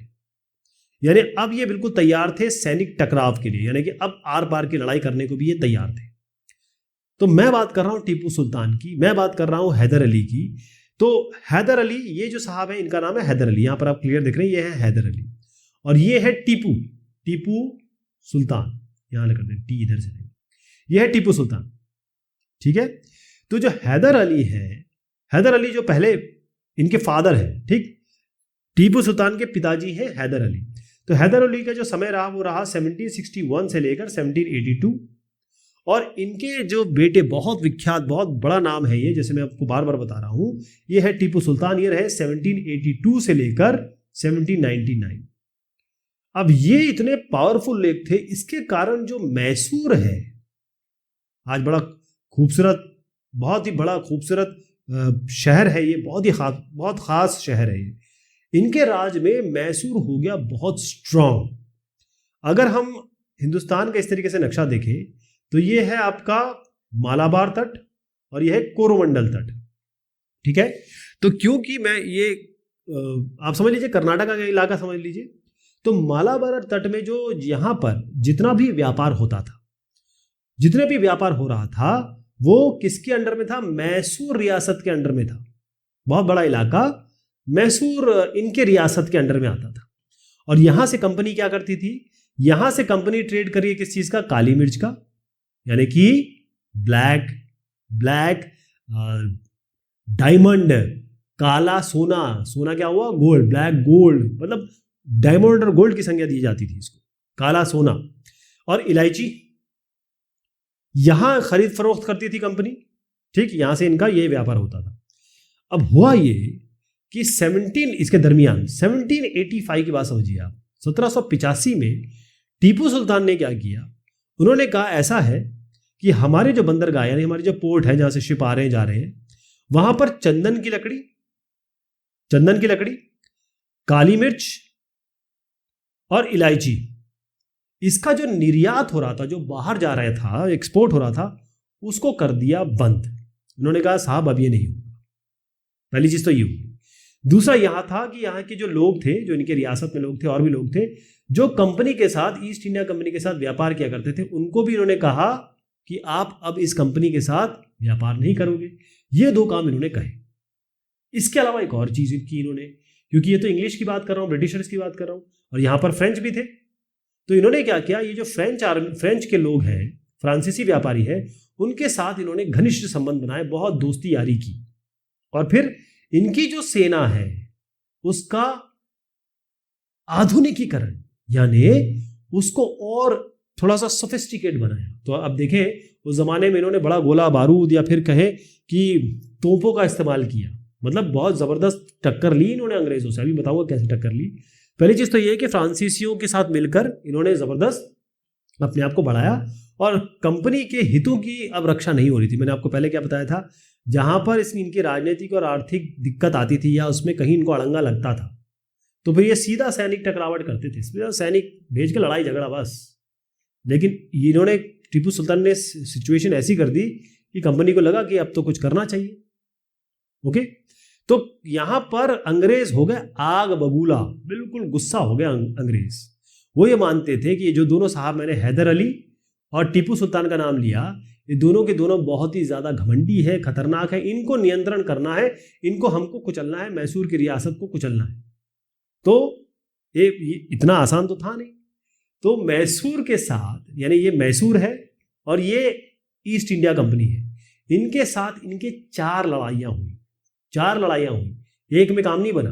1767 से 69 पहली लड़ाई, 4 बार जंग हुई, लड़ाई हुई। 1780 से लेकर 84 तक, कितनी लंबी खींची, 1790 से लेकर 92 तक, और 1799, बस ये जो है ना, ये जो आखिरी लड़ाई थी, इस लड़ाई में, अच्छा, इनकी राजधानी जो थी टीपू सुल्तान की, वो थी श्रीरंगपट्टनम। क्या थी? श्रीरंगपट्टनम। मैं लिखता हूं, बड़े इंपॉर्टेंट है, इसको याद रखना है आपको। श्रीरंगपट्टनम, ठीक है, श्रीरंगपट्टनम। तो श्रीरंगपट्टना जो था वो इनकी राजधानी थी टीपू सुल्तान की। अब यहां पर 1799 में ईस्ट इंडिया कंपनी को मिल गई सफलता, ये इन्होंने हरा दी, और टीपू सुल्तान बेचारे अपनी श्रीरंगपट्टनम को बचाते बचाते ये मारे गए। तो अब मैसूर का जो राजकाज है वो किसको सौंपा गया? मैसूर पे पहले से काबिज जो थे वो थे वोडियार, जो इसके पहले थे, हुआ करते थे। फिर हैदर अली, टीपू सुल्तान आए। तो जो वोडियार है, वोडियार एक राजवंश है, उन्हीं को दोबारा ईस्ट इंडिया कंपनी ने जो मैसूर की बागडोर इनके हाथ में दे दी। और फिर उसके बाद क्या किया, ये आपको पता है क्या करते थे, जो भी रियासत है उसके साथ सहायक संधि थोप देते थे उनके।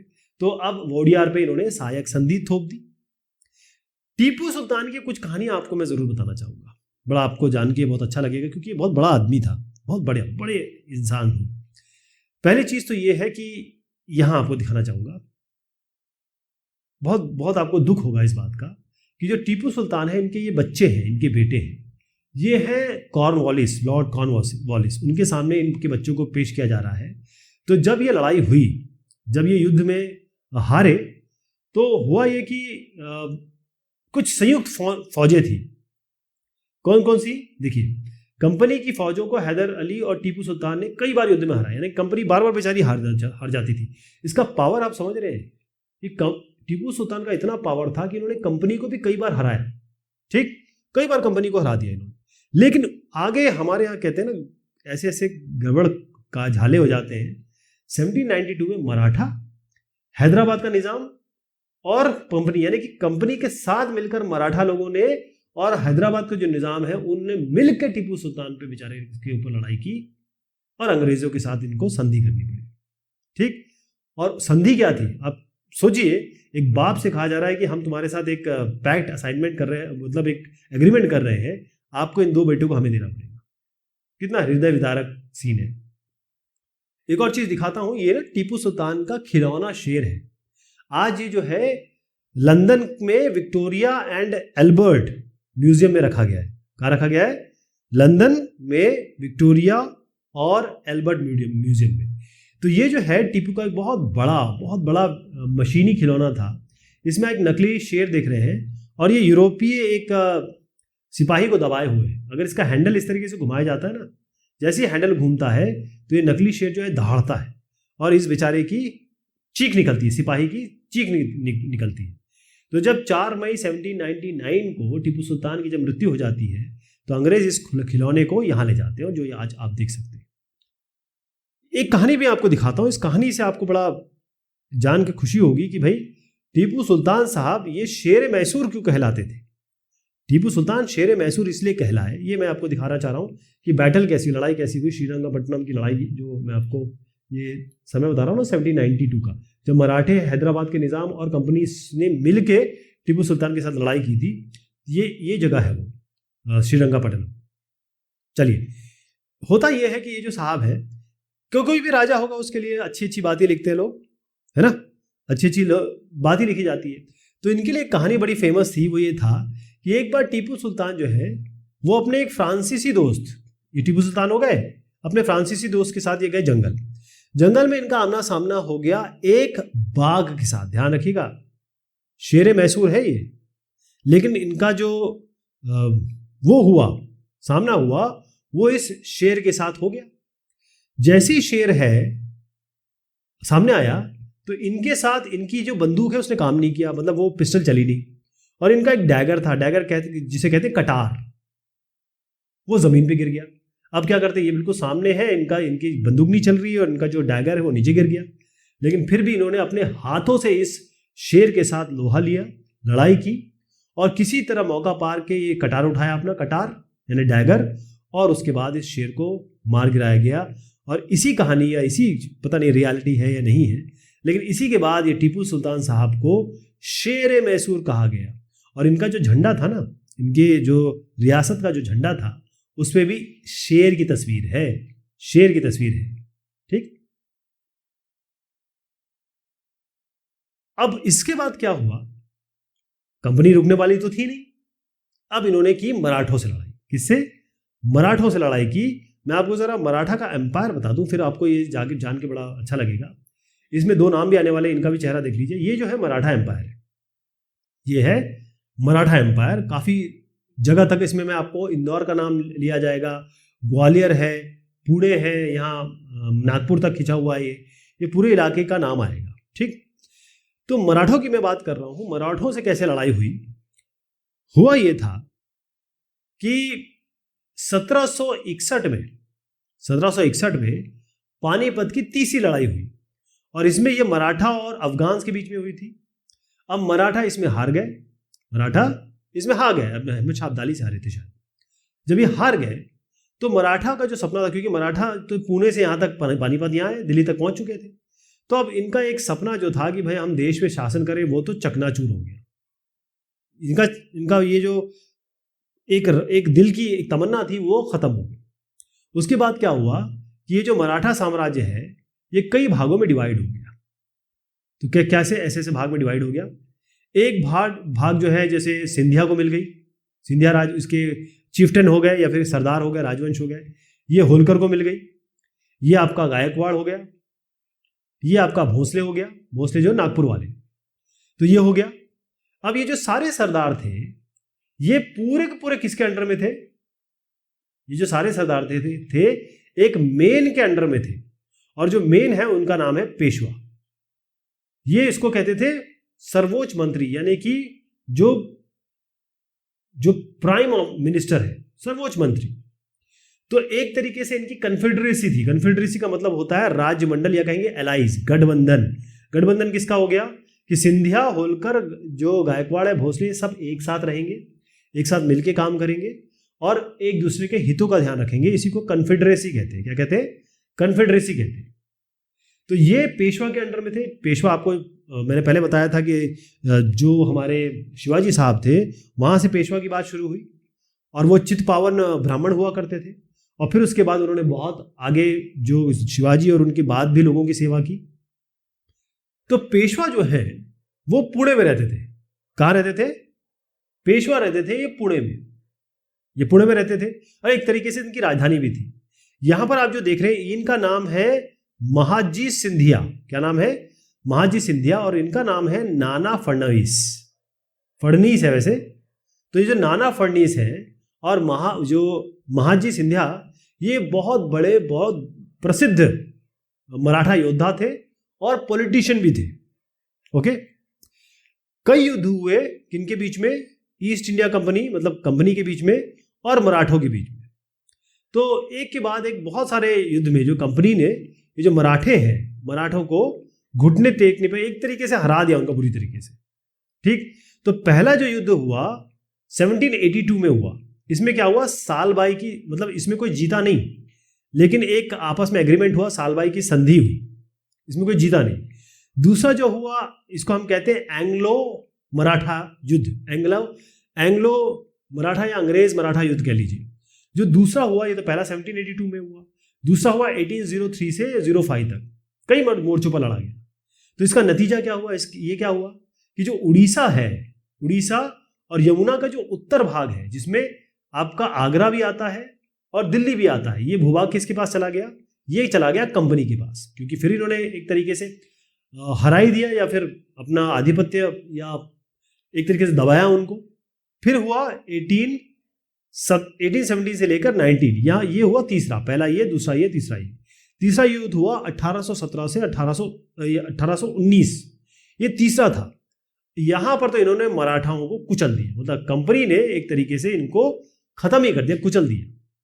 इन्होंने क्या किया? पुणे से उठाया इनको, और यहां पर एक कानपुर के पास एक जगह है, मैं इधर दिखाता हूं आपको। यहां से उठाया और कानपुर के पास एक जगह है बिठूर, वहां पर जाके इनको भेज दिया। बोला कि तुम एक काम करो, पेंशन लो और टेंशन मत लो, पेंशन लो और वहां जाके बैठो। राइट? तो कहने का मतलब ये है कि जो विंध्याचल है यहाँ पर, उसका जो दक्षिण भूभाग है, ये बाट, ये भी कंपनी के नियंत्रण में आ गया। तो एक तरीके से इन्होंने मराठाओं को भी पीछे हटा दिया। राइट? पहले मैंने टीपू सुल्तान का नाम लिया, फिर इनका नाम लिया। तो इस तरीके से अपना ये सेना, ये कहें कि आधिपत्य या अपना जो सैनिक शासन है या अपनी राजनीति इन्होंने की ईस्ट इंडिया कंपनी। सर्वोच्चता का दावा। सर्वोच्च का मतलब होता है सर्वोच्च, सबसे ऊंचा। तो अब कंपनी ने अपने आप को सबसे ऊंचा होने का दावा ठोक दिया। कैसे? शुरुआत ये होती है कि 19वीं सदी, इससे पहले या जो शुरुआती दौर था उसमें कंपनी नहीं चाह रही थी कि भाई हम तो ट्रेडिंग वाले हैं, हम क्यों यहाँ पर राजनीति में आए। लेकिन धीरे धीरे उनको राजनीति में आना पड़ा। तमाम चीज़ें हुई जो हमने पहले डिस्कस किया। 19वीं सदी की जब शुरुआत हुई, यानी 1800 प्लस की बात कर रहा हूं मैं, यहां पर कंपनी ने अपना जो इलाका बढ़ाना है, अपना क्षेत्र का विस्तार करना है, उसे बढ़ाना है, उसके लिए बहुत ही जबरदस्त आक्रामक नीति अपनाई। इसका मतलब अब है वॉर, अब है लड़ाई, अब है कैप्चर करना। इस तरीके की आक्रामक नीति इन्होंने अपनाई। यहां पर आपसे एक साहब देखते हैं, ये साहब का नाम है लॉर्ड हेस्टिंग्स। क्या नाम है? Lord Hastings. और ये जो लॉर्ड हेस्टिंग्स साहब हैं, ये रहे 1813 से लेकर 1823 के दरमियान ये गवर्नर जनरल रहे और इनके ही कार्यकाल में सर्वोच्चता की नीति, यानी सर्वोच्चता का अंग्रेजी में जो रूपांतरण है चैप्टर में वो है पैरामाउंट। पैरामाउंट कि हम सबसे ऊपर हैं। बेसिकली ये है कि ये बताना चाहते थे कि हम भारतीय राज्यों के, भारतीय क्षेत्रों के, भारतीय प्रांतों से ऊपर हैं और अगर हमें अपने हितों की रक्षा, जैसे कंपनी को अपने हितों की रक्षा करनी है, उसके लिए वो किसी भी भारतीय इलाके का, किसी भी भारतीय रियासतों का, किसी भी भारतीय राजा के अधिकृत चीजों का, सरदार के अधिकृत चीजों का वो अपने अधिकार क्षेत्र में अधिग्रहण कर सकती है, यानी कैप्चर कर सकती है, अधिग्रहण कर सकती है, अपने कंट्रोल में ले सकती है। ठीक, तो बेसिकली ये एक बात थी अपने को सर्वोच्चता दिखाने की कि भाई अगर आपने कुछ भी ऐसा किया जो हमारे हितों की रक्षा जिसमें नहीं हो पा रही है, तो हम आपको वो एरिया हम आपका कैप्चर कर लेंगे। लेकिन ऐसा तो नहीं होता ना। आप हिंदुस्तान में, इंडियन सब कॉन्टिनेंट में आए, आप बाहरी आदमी हैं और बाहरी आदमी होके, मतलब वैसे तो सभी मैक्सिमम इधर उधर से ही आए, लेकिन फिर भी जो बहुत सालों से रह रहे हैं, ये तो अभी कुछ सालों में आए हैं और ये आके एकदम से आप कह रहे हैं कि हम सर्वोच्च हैं, हमसे ऊपर कोई नहीं। तो ये जो इन्होंने कहा, ये जो प्रक्रिया अपनाई, ये बेरोक टोक तो चली नहीं। ऐसा तो नहीं है कि किसी ने इसका विरोध नहीं किया। मैं उदाहरण देता हूं आपको। अब मैं बात करूंगा कित्तूर की। इसमें दो नाम आने वाले हैं। क्या नाम आने वाले हैं? ये दो ता है, कित्तूर। अंग्रेजी में लिख देता हूं ताकि आपको समझ में आ जाए। कित्तूर, ठीक है। ये जो कित्तूर है ये कर्नाटक में है, आज के कर्नाटक में है। एक छोटा सा राज्य था, कोई ज्यादा बड़ा राज्य नहीं था। तो जब कंपनी ने इस कित्तूर को लेने का प्रयास किया, अपना अधिग्रहित करने का प्रयास किया, तो यहां पर देखिएगा एक महिला देख रहे हैं आप। ये महिला का नाम है रानी चेन्नम्मा। इन्होंने हथियार उठा लिए, हथियार देख रहे हैं इनके हाथ में आप। इन्होंने उठा लिए हथियार और फिर अंग्रेजों के खिलाफ जो इन्होंने आंदोलन छेड़ा वो तो खैर हिस्ट्री है। इनका नाम इसीलिए बहुत इज्जत से लिया जाता है। लेकिन हुआ क्या, जो रानी चेन्नम्मा है इनको 1824 में गिरफ्तार कर लिया जाता है और उसके बाद 1829 में रानी चेन्नम्मा की जेल में ही मृत्यु हो जाती है, बेचारी का देहांत हो जाता है। अब चेन्नम्मा के बाद क्या होगा? कित्तूर में ही जो संगोली है उसके पास, उसमें एक चौकीदार है, बहुत गरीब चौकीदार है। ये बहुत बड़ा आदमी नहीं है, कोई राजा नहीं है, रानी नहीं है, एक आदमी है जो केवल एक चौकीदार है। वो ये साहब जो आप देख रहे हैं, इनका नाम है रायन्ना। ये नहीं पीछे हटे। रानी के बाद ये जो रायन्ना है, इन्होंने भी अपना प्रतिरोध, विरोध या कंपनी के खिलाफ अपना आंदोलन जारी रखा। बहुत सारे इन्होंने काम किए। इन्होंने क्या किया, जो कंपनी के, जो ईस्ट इंडिया कंपनी के या ब्रिटिश कंपनी के जो शिविर हुआ करते थे, जहां पर ये लोग रहते थे, या इनके जो डॉक्यूमेंट होते थे, दस्तावेज, इन सबको नष्ट कर दिया, क्योंकि दस्तावेज से तो बहुत प्यार था उनको, और जहां रह रहे हैं अगर वही आप खराब कर देंगे तो कैसे रहेंगे ये। तो फाइनली क्या हुआ, ये रायन्ना साहब को, इनको 1830 में पकड़ लिया गया और बेचारे को फांसी लगा दी गई। तो ऐसे बहुत सारे उदाहरण हैं। अब आगे हम बढ़े, यहां पर देखिए 1830 यहां पर एक कुछ नया परिवर्तन हुआ। नया परिवर्तन ये ग्लोबल परिवर्तन था, यानी ये हिंदुस्तान का परिवर्तन नहीं है, हिंदुस्तान का चेंज नहीं है, ये ग्लोबल परिवर्तन है। ईस्ट इंडिया कंपनी, ये जो कंपनी है वो किससे डरी हुई थी? रूस से। क्योंकि एक तो रूस बहुत स्ट्रांग था, पावरफुल था। उनको ये डर था कि भाई रूस जो है पूरे एरिया में आगे बढ़ रहा है और कहीं ये एशिया में आके, और जो उत्तर पश्चिम है जहां पर हमारा इंडियन सबकॉन्टिनेंट आता है, ये उत्तर पश्चिम में आकर कहीं भारत पे कब्जा ना कर ले या भारत पे अपनी चपेट में ना ले ले। ठीक है, जो रूस का प्रभाव था उसके अंडर में ना आ जाए। तो अब ये हो गया कि कंपनी चाहती थी कि भाई जो उत्तर पूर्व है, यानी कि अगर हिंदुस्तान को हम इस तरीके से देखें, नीचे वाला जो प्रायद्वीपीय पठार है, वो ये चाहते थे कि हम जो उत्तर, देखिए होता क्या है, ये उत्तर है, ये दक्षिण है, ये पूरब है, ये पश्चिम है ना। मैं बात कर रहा हूं उत्तर पश्चिम की, तो उस इलाके की बात मैं कर रहा हूं जो यहां पर है। तो ये लोग चाहते थे, ये कंपनी वाले कि भाई इस इलाके में भी हमारा कब्जा हो जाए, मतलब कम से कम नियंत्रण तो कर ही ले कि कल को अगर रशिया आता है या ऐसा कुछ बढ़ाता है तो हम उसको रोक तो सके। तो इसके लिए क्या किया, मैं उत्तर पश्चिम ये भाग होता है, तो यहां पर क्या क्या है, यहां पर क्या है, यहां पर अफगानिस्तान है, यहां पर पाकिस्तान है, यहां पंजाब है, ठीक, ये सब इलाके यही तो है। तो इन्होंने ये काम किया कि 1838 से लेकर 1842 तक कंपनी ने ही अफगानिस्तान के साथ लड़ाई की, बहुत लंबी लड़ाई चली, और फिर फाइनली डायरेक्ट तो नहीं, मतलब वहां ये लोग गए तो नहीं, लेकिन अप्रत्यक्ष रूप से, इनडायरेक्ट रूप से अपना शासन इन्होंने अफगानिस्तान में भी कर लिया। पहली चीज ये। अब 1843, एक साल बाद 1843 में इन्होंने सिंध पे भी कब्जा कर लिया। ये सिंध इलाका है जहां सिंधु नदी बहती है ना, ये सिंध इलाका हो गया, ठीक है, अभी आज पाकिस्तान में है ये। और फिर उसके बाद आई पंजाब की बारी, तो पंजाब में, अब पंजाब में आ गए भाई साहब, पंजाब वाले लोग तो छोटे मोटे नहीं होते हैं, ये है जट। आज देखिए किसान आंदोलन हो रहा है, खड़े हुए हैं बिल्कुल 2 डिग्री 1 डिग्री टेम्परेचर में, और जबरदस्त तरीके से इनका वो रहता है। ये लोग छोटे मोटे लोग नहीं है, वॉरियर हैं, ये लड़ाके हैं, बड़ी इज्जत की जाती है सरदारों की। अब कंपनी जब सरदार यहां पर आई अपना पंजाब में, उसने कहा कि अब हमने अफगानिस्तान ले लिया, हमने सिंध ले लिया, अब इसको भी ले लेते हैं।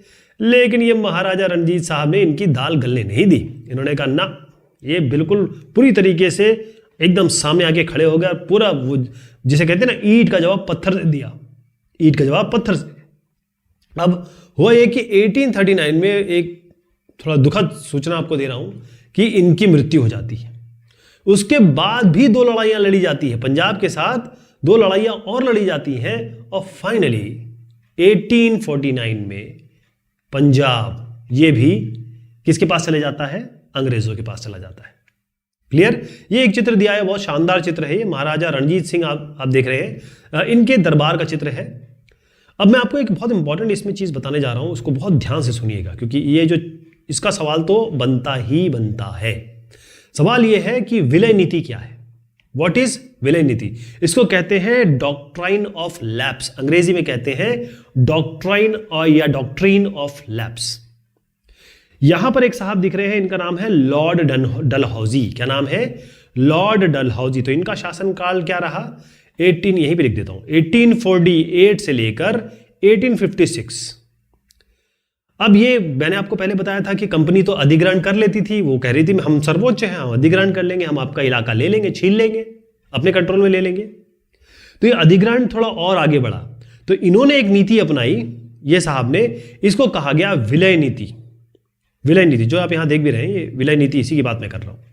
इसमें यह था कि मान लीजिए कोई शासक है, कोई राजा है, शासक है, और इसका कोई बेटा नहीं है या वारिस नहीं है, अगर इसका कोई वारिस नहीं है जो इसके राजकाज को आगे बढ़ा सके, तो कंपनी क्या करेगी, कंपनी इनके इलाके को हड़प लेगी या अपने कब्जे में ले लेगी।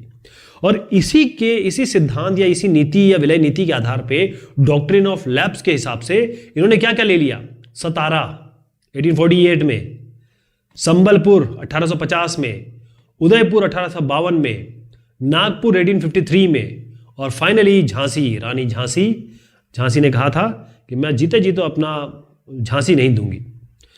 ये अंग्रेजों के हाथ में ये सारी चली गई। फिर से सुन लीजिए, सतारा, संबलपुर, उदयपुर, नागपुर और झांसी, ये सब कैसे गए हैं, ये डॉक्ट्राइन ऑफ लैप्स के थ्रू गए हैं, ठीक है।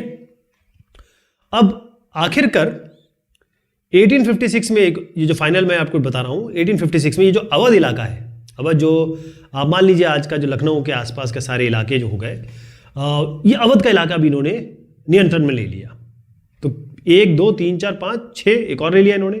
लेकिन यहां पर इन्होंने एक थोड़ी सी चालाकी की, मतलब अगर आपको कोई एरिया लेना है तो आप क्या बोलेंगे कि भाई हम तो आपके अच्छे के लिए ले रहे हैं, हम तो आपका भला कर रहे हैं। नया तर्क दे दिया यहां पर इन्होंने, नया रीजन दे दिया कि हमने अवध इसलिए लिया क्योंकि यहां का जो राजा है, यहां का जो नवाब है, अवध का नवाब जो है, इसका शासन सही नहीं है, ये अच्छा शासन नहीं करता, ये कुशासन करता है। और क्योंकि कंपनी फर्ज से बंधी हुई है, कंपनी का काम है कि लोगों की रक्षा करना, अपना कर्तव्य है कि लोगों को बचाना, मतलब इस तरीके से बोला करते थे वो। और उन्होंने क्या किया वो सब जानते हैं। तो हमारा कर्तव्य ये है, इसीलिए हमने नवाब को हटाया, नवाब को गद्दी से हटा दिया और इसीलिए हमने अवध को अपने कब्जे में ले लिया। लेकिन वहाँ के लोग, देखिए लोग इतने बेवकूफ़ तो होते नहीं, उनको समझ में आ गया कि कैसे आपने, क्योंकि नवाब से बहुत प्यार करते थे वो, उनके प्रिय नवाब थे, क्लियर यहाँ लिखा हुआ है, वो प्रिय नवाब थे। और इनको जैसी गद्दी से हटाया, लॉर्ड डलहौजी थे उस जमाने में, तो बस इन्होंने विद्रोह कर दिया। मतलब विद्रोह क्या कर दिया कि 1857 का एक बहुत बड़ा विद्रोह हुआ, जिसके बारे में हम बहुत चर्चा करने वाले हैं। 1857 के विद्रोह में अवध भी शामिल हो गया। कौन शामिल हो गए? अवध भी शामिल हो गया। मैं आपको कुछ चित्र दिखाना चाहूंगा। आप देखिए, ये जो आप येलो देख रहे हैं ना, येलो, ये ब्रिटिश रूल के अंडर में था। आप देखिए कैसे धीरे धीरे आगे बढ़ी चीजें। ये पीला कितना पीला हो गया, यहां पीला हो गया, ये पीला हो गया, और पीला कितना हो गया, यहां पीला हो गया। तो मतलब कुछ ही समय में पूरा ही इलाका, जैसे मैंने बताया, इन्होंने अफगानिस्तान ले लिया, सिंध ले लिया, पंजाब ले लिया, और ये इलाके तो खैर कलकत्ता वगैरह तो इनके पास था ही, अवध ले लिया, साउथ में आप देखिए ये पूरा इलाका ले लिया। तो इन्होंने अपना किस तरीके से अपनी सीमाएं बढ़ाई, वो इस आपको पिक्चर से पता चलता है, इस नक्शे से पता चलता है। अब बात आती है नए शासन की व्यवस्था। फिर से मैं नाम लूंगा वॉरेन हेस्टिंग्स साहब का। किनका? वॉरेन हेस्टिंग्स साहब का। इनको देख लीजिए क्योंकि इनका नाम कई बार आने वाला है। ये रहे 1773 से लेकर 1773 से लेकर 1785 तक, ये पहले गवर्नर जनरल रहे इंडिया के। अब नए शासन की स्थापना की बात हम इसलिए कर रहे हैं, गवर्नर जनरल थे, इन्होंने केवल पहले शुरुआत तो बंगाल से की थी, लेकिन अब बंगाल ही नहीं, इनके पास बंबई, मद्रास, इसकी भी सत्ता मिल गई थी। ठीक है, अब होता यह था कि इनका शासन किस तरीके से बटा हुआ था, तो उसको ध्यान से देखिए। जो ब्रिटिश इलाके हैं, मान लीजिए ये ब्रिटिश इलाके हैं, इनको डिवाइड करते थे ये ऐसे इलाके जहां पर वो एडमिनिस्ट्रेशन कर सके, या कहें कि प्रशासकीय इकाइयों में, एडमिनिस्ट्रेटिव यूनिट्स में डिवाइड करते थे।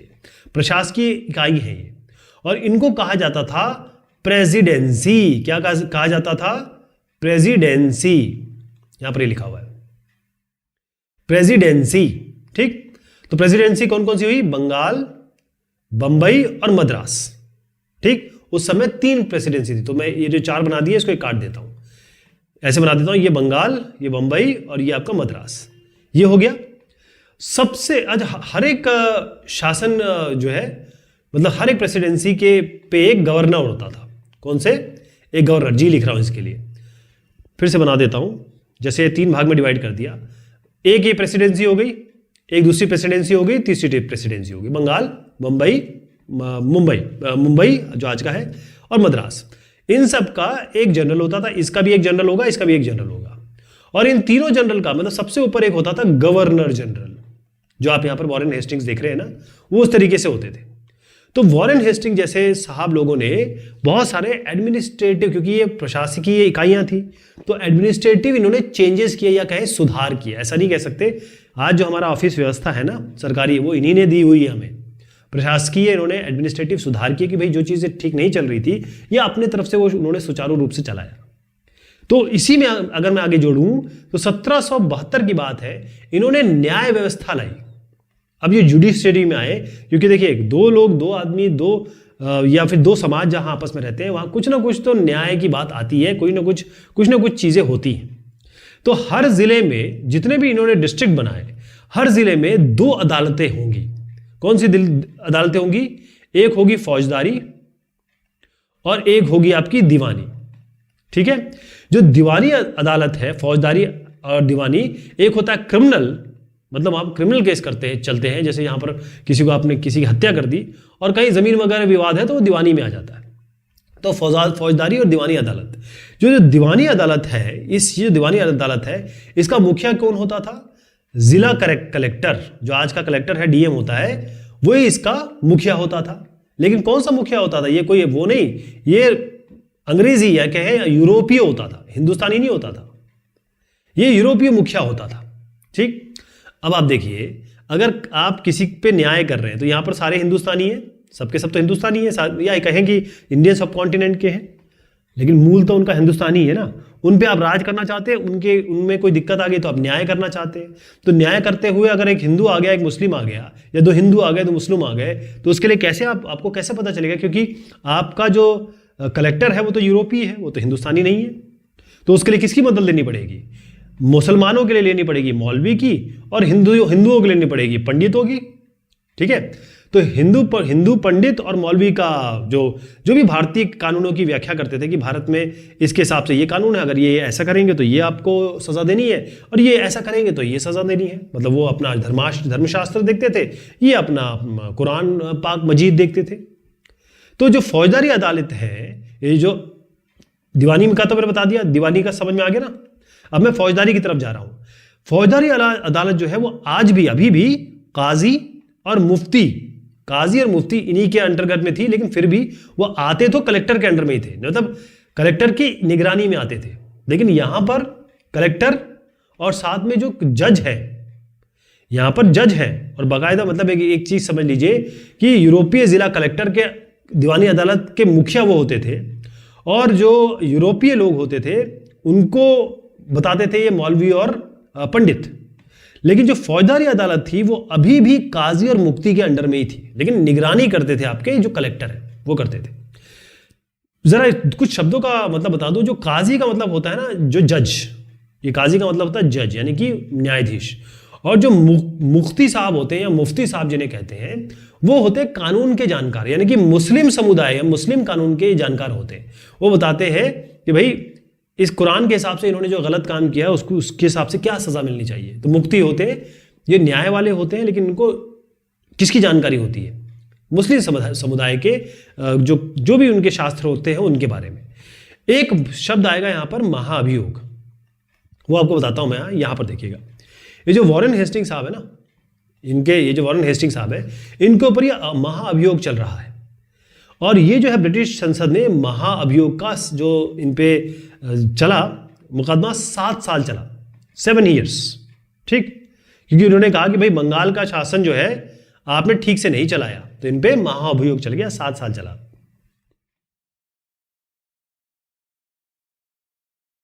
मैंने आपको जो कुछ चीजें बताई थी, इसमें धर्मशास्त्र आएगा, सवार, मैस्केट और मैचलॉक। ठीक, ये सब मैं जैसे जैसे आएगा मैं आपको बताऊंगा, लेकिन पहले धर्मशास्त्र का समझ लेते हैं। क्योंकि अभी मैंने बताया फौजदारी दीवानी बन गई, उसमें क्या क्या हो रहा था, लेकिन इसमें एक समस्या आ गई। समस्या क्या थी? मान लीजिए कि आप बंगाल में रहते हैं और आप रहते हैं मद्रास में। ठीक, अब बंगाल और मद्रास में अगर कोई काजी है, कोई मुफ्ती है, वो क्या करेगा? स्थानीय मतलब लोकल कानून के हिसाब से, लोकल प्रचलन के हिसाब से अपनी व्याख्या कर देगा। मतलब अगर यहां पर किसी ने चोरी की है तो इसको अलग सजा मिल रही है, यहां किसी ने चोरी की तो अलग सजा मिल रही है। मतलब ऐसा हो गया कि भाई यहां कुछ अलग हो रहा है, यहां कुछ अलग हो रहा है, यानी हर एक जगह पे अलग अलग तरीके से डिसीजन दिए जा रहे हैं, क्योंकि वहां के जो काजी मुफ्ती है वो अलग हिसाब से उसकी व्याख्या कर रहे हैं। फिर क्या करें? या फिर पंडित अलग तरीके से व्याख्या कर रहे हैं, क्योंकि धर्मशास्त्र की बात कही है। जो ब्राह्मण पंडित है बेसिकली, वो यहाँ पर क्लियर उसके लिए नहीं लिखा गया है, काजी मुफ्ती के लिए, यहाँ पर ब्राह्मण पंडित के लिए लिखा गया है कि जो अपने धर्मशास्त्र के हिसाब से अलग अलग जगह पे अलग अपनी अपनी व्याख्या कर देते थे कि साहब इसके हिसाब से ये कर दीजिए, लोकल में ऐसा चलता है तो आप इनको ये सजा दे दीजिए। तो भिन्नता थी हर जगह पे, अलग अलग चीज थी। और इसको बराबर करने के लिए हुआ ये कि 1775 में 11 पंडितों को बुलाया गया। इनको कहा गया, देखा ऐसा है कि भारतीय कानून जो है ना, इसका आप जरा संकलन करिए, इसको मिलाइए यार, कुछ ऐसा बनाइए कि जो पूरे देश में सही तरीके से लागू हो जाए, हर जगह एक ही तरीके का कानून चले। ठीक, अब इसका यहां पर एक नाम मैं आपको लूंगा, इसको बहुत ध्यान से देखिए। इनका नाम है NB हैलीहेड। इसको जरा दिखा देता हूं आपको, कभी कभी ये सवाल आ जाता है MCQ में। इनका नाम है NB हैलीहेड। ये जो NB हैलीहेड साहब थे, उन्होंने क्या किया, क्योंकि हिंदी का तो तैयार, ये 11 लोगों ने तो हिंदी का तैयार कर लिया, NB हैलीहेड साहब ने इसको अंग्रेजी में कर दिया। 11 लोगों ने हिंदी में तैयार किया, हैलीहेड साहब ने इसको अंग्रेजी में बना दिया। ये हो गया, मतलब अंग्रेजी हिंदी दोनों तैयार हो गई। तो 1778 की बात करूं, यहां पर यह था कि भाई जो यूरोपीय न्यायाधीश थे, मतलब जो यूरोपियन जज थे, या क्या कहें अंग्रेजी जो जज थे, उनके पास सारा कानून का ये सब मसौदा तैयार हो गया था। और फिर उसके बाद 1773 में, ये तो खैर पहले की बात बता रहा हूं, 1773 में ये हुआ कि एक रेगुलेटिंग एक्ट था, इसके बारे में भी काफी विस्तृत चर्चा हम करेंगे, लेकिन आप समझ लीजिए एक एक्ट था, उससे सुप्रीम कोर्ट SPC कर देता हूं, सुप्रीम कोर्ट, ये सुप्रीम कोर्ट सर्वोच्च न्यायालय की स्थापना कर दी गई। ठीक है, लेकिन जो कलकत्ता है, इसके अलावा और भी एडेड अगर हम करें तो पहली बार ये सुप्रीम कोर्ट का नाम आप जो सुन रहे हैं, जो आज आप हमेशा सुनते हैं, उसकी जो एंटिटी है, शुरुआत हुई थी वो 1773 में रेगुलेटिंग एक्ट के थ्रू हुई थी। ये भी MCQ में आ सकता है।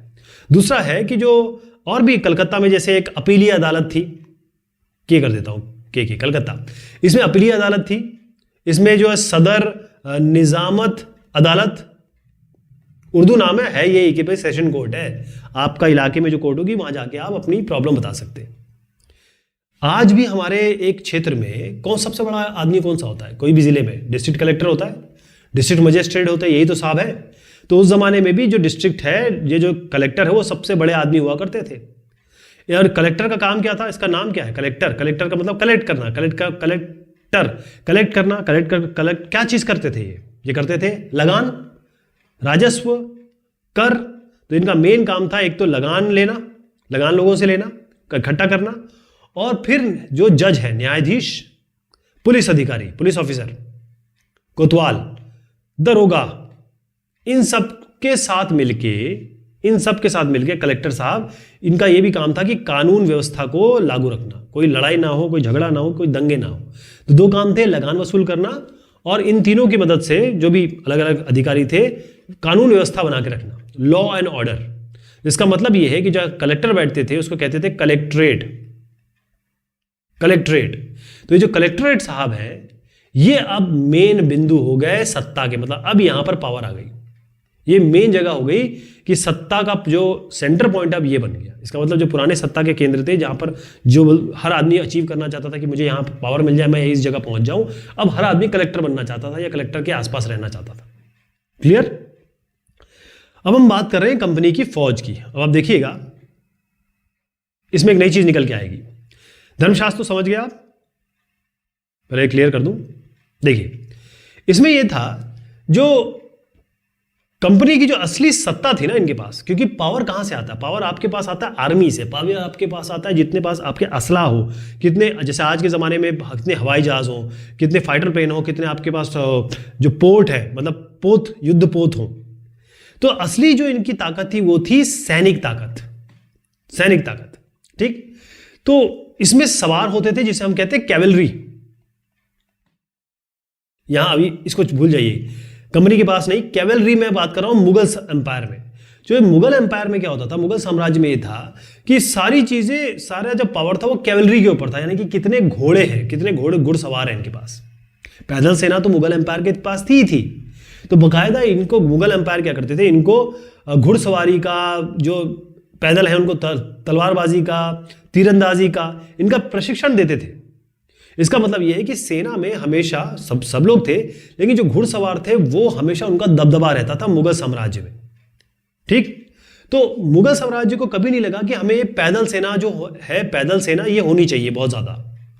पैदल सेना जो है मुगल साम्राज्य को कभी नहीं लगा, उनको लगा बस घुड़सवार होने चाहिए। ठीक?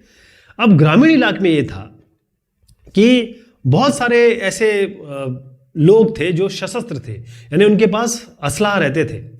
तो जब भी जरूरत पड़ती थी मुगल एम्पायर को, जब भी मुगल राजा को जरूरत पड़ती थी, तो या तो जमींदार या और जो लोग हैं वो इनको ये जो सेना है, पैदल सेना, वो प्रोवाइड कर देते थे। अब देखिए कैसे परिवर्तन हो। मैंने मुगल साम्राज्य का बताया आपको, मैंने आपको पहले बताया कि कंपनी की असली पावर थी उसकी सेना, जो पैदल सेना है, और मुगल एम्पायर में पैदल सेना नहीं थी, वो घुड़सवार थे। ये जो घुड़सवार आप देख रहे हैं ना, इसीलिए मैंने चित्र लगाया है। ये मुगल एम्पायर का पूरा मतलब था कैवलरी, यानी कि घुड़सवार। लेकिन ये जो कंपनी है उसका सारा दारोमदार था जो पैदल लोग हैं, जो इनकी सेना है। ठीक? अब 18वीं शताब्दी में ऐसा हुआ कि जब जो अवध की मैं बात करता हूं और बनारस, ये जो रियासत है, इनमें क्या किया कि यहां पर, क्योंकि अरब और बनारस तो अब आ गई थी इनके पास अपने गुरों के पास, तो इन्होंने क्या किया, किसानों को भर्ती करके उन्हें पेशेवर सैनिक प्रशिक्षण दिया जाने लगा। मतलब यहां से बकायदा रिक्रूट किए गए लोगों को और इनको बकायदा प्रशिक्षण दिया गया। ठीक? तो अंग्रेज इन लोगों को, जिनको ये रिक्रूट करते थे, उनको कहते थे सेपॉय या सिपॉय। ये कहां से आया है? ये आया है हमारे सिपाही से। सिपाही का मतलब क्या होता है? उसका मतलब सोल्जर होता है ना। तो ये सिपॉय आर्मी कहते थे, जो इन्होंने बनाई ना, इसको ये कहते थे सिपॉय आर्मी। लेकिन अब क्या हुआ, 1820 में थोड़ा टेक्नोलॉजी बदली, तकनीक बदल गई, ठीक। तो उनको कैवलरी नहीं चाहिए थी अभी, यानी जो घुड़सवार है वो नहीं चाहिए थे। उसका कारण क्या था? क्योंकि जो ब्रिटिश एम्पायर है, ब्रिटिश जो राज है, वो कहाँ किस किस से लड़ रहा था? वो बर्मा से लड़ रहा था, वो अफगानिस्तान से लड़ रहा था, मिस्र से, इजिप्ट से भी लड़ रहा था। जहां जहां जो लोग थे, मतलब वहां पर जो लोग लड़ रहे थे, उनके पास क्या होता था? उनके पास ये देखिएगा, इसको कहते हैं मैस्केट, यानी कि तोड़ेदार बंदूक। ये आपके बंदूक देख रहे हैं आप, और मैचलॉक, ये जो है इसमें मैचलॉक कहते हैं इसको। तो तोड़ेदार बंदूक और मैचलॉक ये होते थे किनके पास? इन लोगों के पास, जो कहां लड़ रहे थे? बर्मा, अफगानिस्तान और मिस्र में, यानी कि इजिप्ट में। तो जो सिपाही हैं, इनको कैसा, ये जो जिनको ये रिक्रूट करते थे, उनको बाकायदा प्रशिक्षण दिया जाता था कि भाई आप प्रशिक्षित हो जाएं, डिसिप्लिन में रहे। तो प्रशिक्षण दिया जाता था, उनसे प्रैक्टिस कराई जाती थी, अभ्यास कराया जाता था, और इनसे क्या कहा जाता था कि आप डिसिप्लिन में रहे, अनुशासन में रहे। ये मेन चीज हो गई थी, ठीक है। इसकी बात मैं आगे बढ़ा रहा हूं, लेकिन आपको जरा एक बार बता दूं, सवार का मतलब है घुड़सवार, घुड़सवारी की बात हो रही है।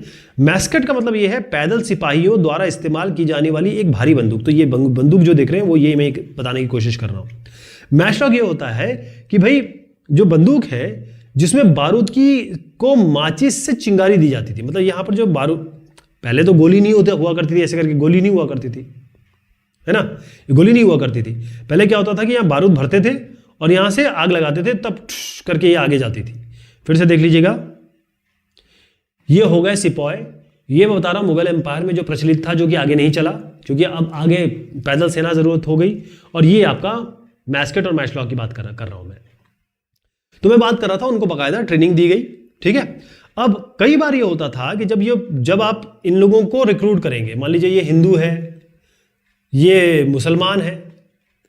अब अगर मुसलमान को आप सूअर पेश करोगे तो वो तो घबरा जाएगा। हिंदू को अगर आप गाय पेश करोगे, वो तो आपकी जान ले लेगा, है ना। तो ये दोनों चीजें बड़ी दिक्कत, क्योंकि उनके धर्म में बड़ा इसका वो है। तो इन्होंने कई बार इन लोगों को रिक्रूट तो किया, लेकिन जाति और समुदाय का ध्यान नहीं रखा। और यही बात जो है वो 1857 की एक बहुत बड़ा कारण बना, जहां पर सिपाहियों ने विद्रोह कर दिया। इन्हीं सिपाहियों ने, ये जो सिपाही मैं कह रहा हूं, इन्होंने विद्रोह कर दिया। यहां जो आप एक चित्र देख रहे हैं वो घुड़सवार का देख रहे हैं, ठीक है, एक घुड़सवार का है। तो ये जो हमने चर्चा की है ना, इसका निष्कर्ष मैं आपको बता देता हूं कि जो ईस्ट इंडिया कंपनी है, ये एक व्यापारिक कंपनी थी। मतलब ये केवल ट्रेड करने आई थी। धीरे धीरे ये कॉलोनियल रूल ले आई इंडिया में। मतलब इसने हिंदुस्तान को, या कहें इंडियन सब कॉन्टिनेंट को, इसने एक पूरा का पूरा उपनिवेश बना लिया अपना। और हुआ ये कि जैसे ये यूके है, ये आपका हिंदुस्तान है, या फिर कहें इंडिया है या इंडियन सब कॉन्टिनेंट, यहां पर इस तरीके से पोर्ट होप से मतलब ये आपका हो गया क्या, अफ्रीका, ऐसे घूम के आना पड़ता था। तो यहां पर भाप का इंजन जैसे ये शुरुआत हुआ, तो जो 6 से 8 महीने लगते थे पहले, अब ये जो रास्ता था यहां से यहां तक मात्र 3 हफ्ते, यानी कि 21 दिन में, 3 हफ्ते, 3 वीक्स में पूरा हो गया। तो बहुत सारे अब अंग्रेज और अंग्रेज की पूरी जो फैमिली है वो सब आया करती थी। तो इस तरीके से चीजें आगे बढ़ी, और धीरे धीरे ईस्ट इंडिया कंपनी ने एक तरीके से मैं कहूँ व्यवहारिक तौर पे, तो आप समझ लीजिए, जैसे मैं अगर 1857 की बात करूँ, पूरा जो इंडियन सब कॉन्टिनेंट था, 63% जो भूभाग था, और 78% जो ये ज़मीन हो गई, ये आदमी हो गए, मतलब प्रतिशत आबादी, इस पे सीधा शासन जो था वो ईस्ट इंडिया कंपनी का था। और आप कह लें कि भाई एक्चुअल में व्यावहारिक स्तर पे देखा जाए, जो एक्चुअल स्तर में था, पूरे ही देश पे ईस्ट इंडिया कंपनी का ही राज था, नियंत्रण था। एक और चीज बताता चलूं, ये जो डच व्यापारी जैसे ही आपके अफ्रीका पहुंचे, खासतौर पे साउथ अफ्रीका, दक्षिण अफ्रीका, 17वीं शताब्दी की बात बता रहा हूं मैं आपको, वहां से शुरुआत हुई इन दास व्यापार की, स्लेव ट्रेड। आप देखिए ये बेचारे लोग हैं, आदमी हैं, औरतें हैं, बच्चे हैं, और जंजीर से बचे, इनको जंजीर से बांधा हुआ है, यानी कि लोहे की जो कड़ियां होती है मिलकर एक जंजीर बनती है, उनसे बांधा हुआ है।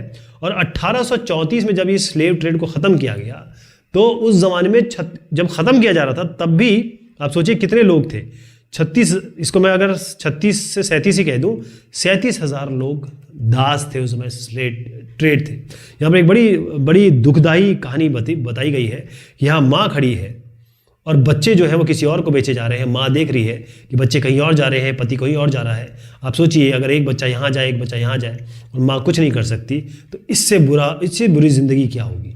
ऐसी बुरी ज़िंदगी इन दासों की थी। अच्छी बात है, अब ये नहीं है।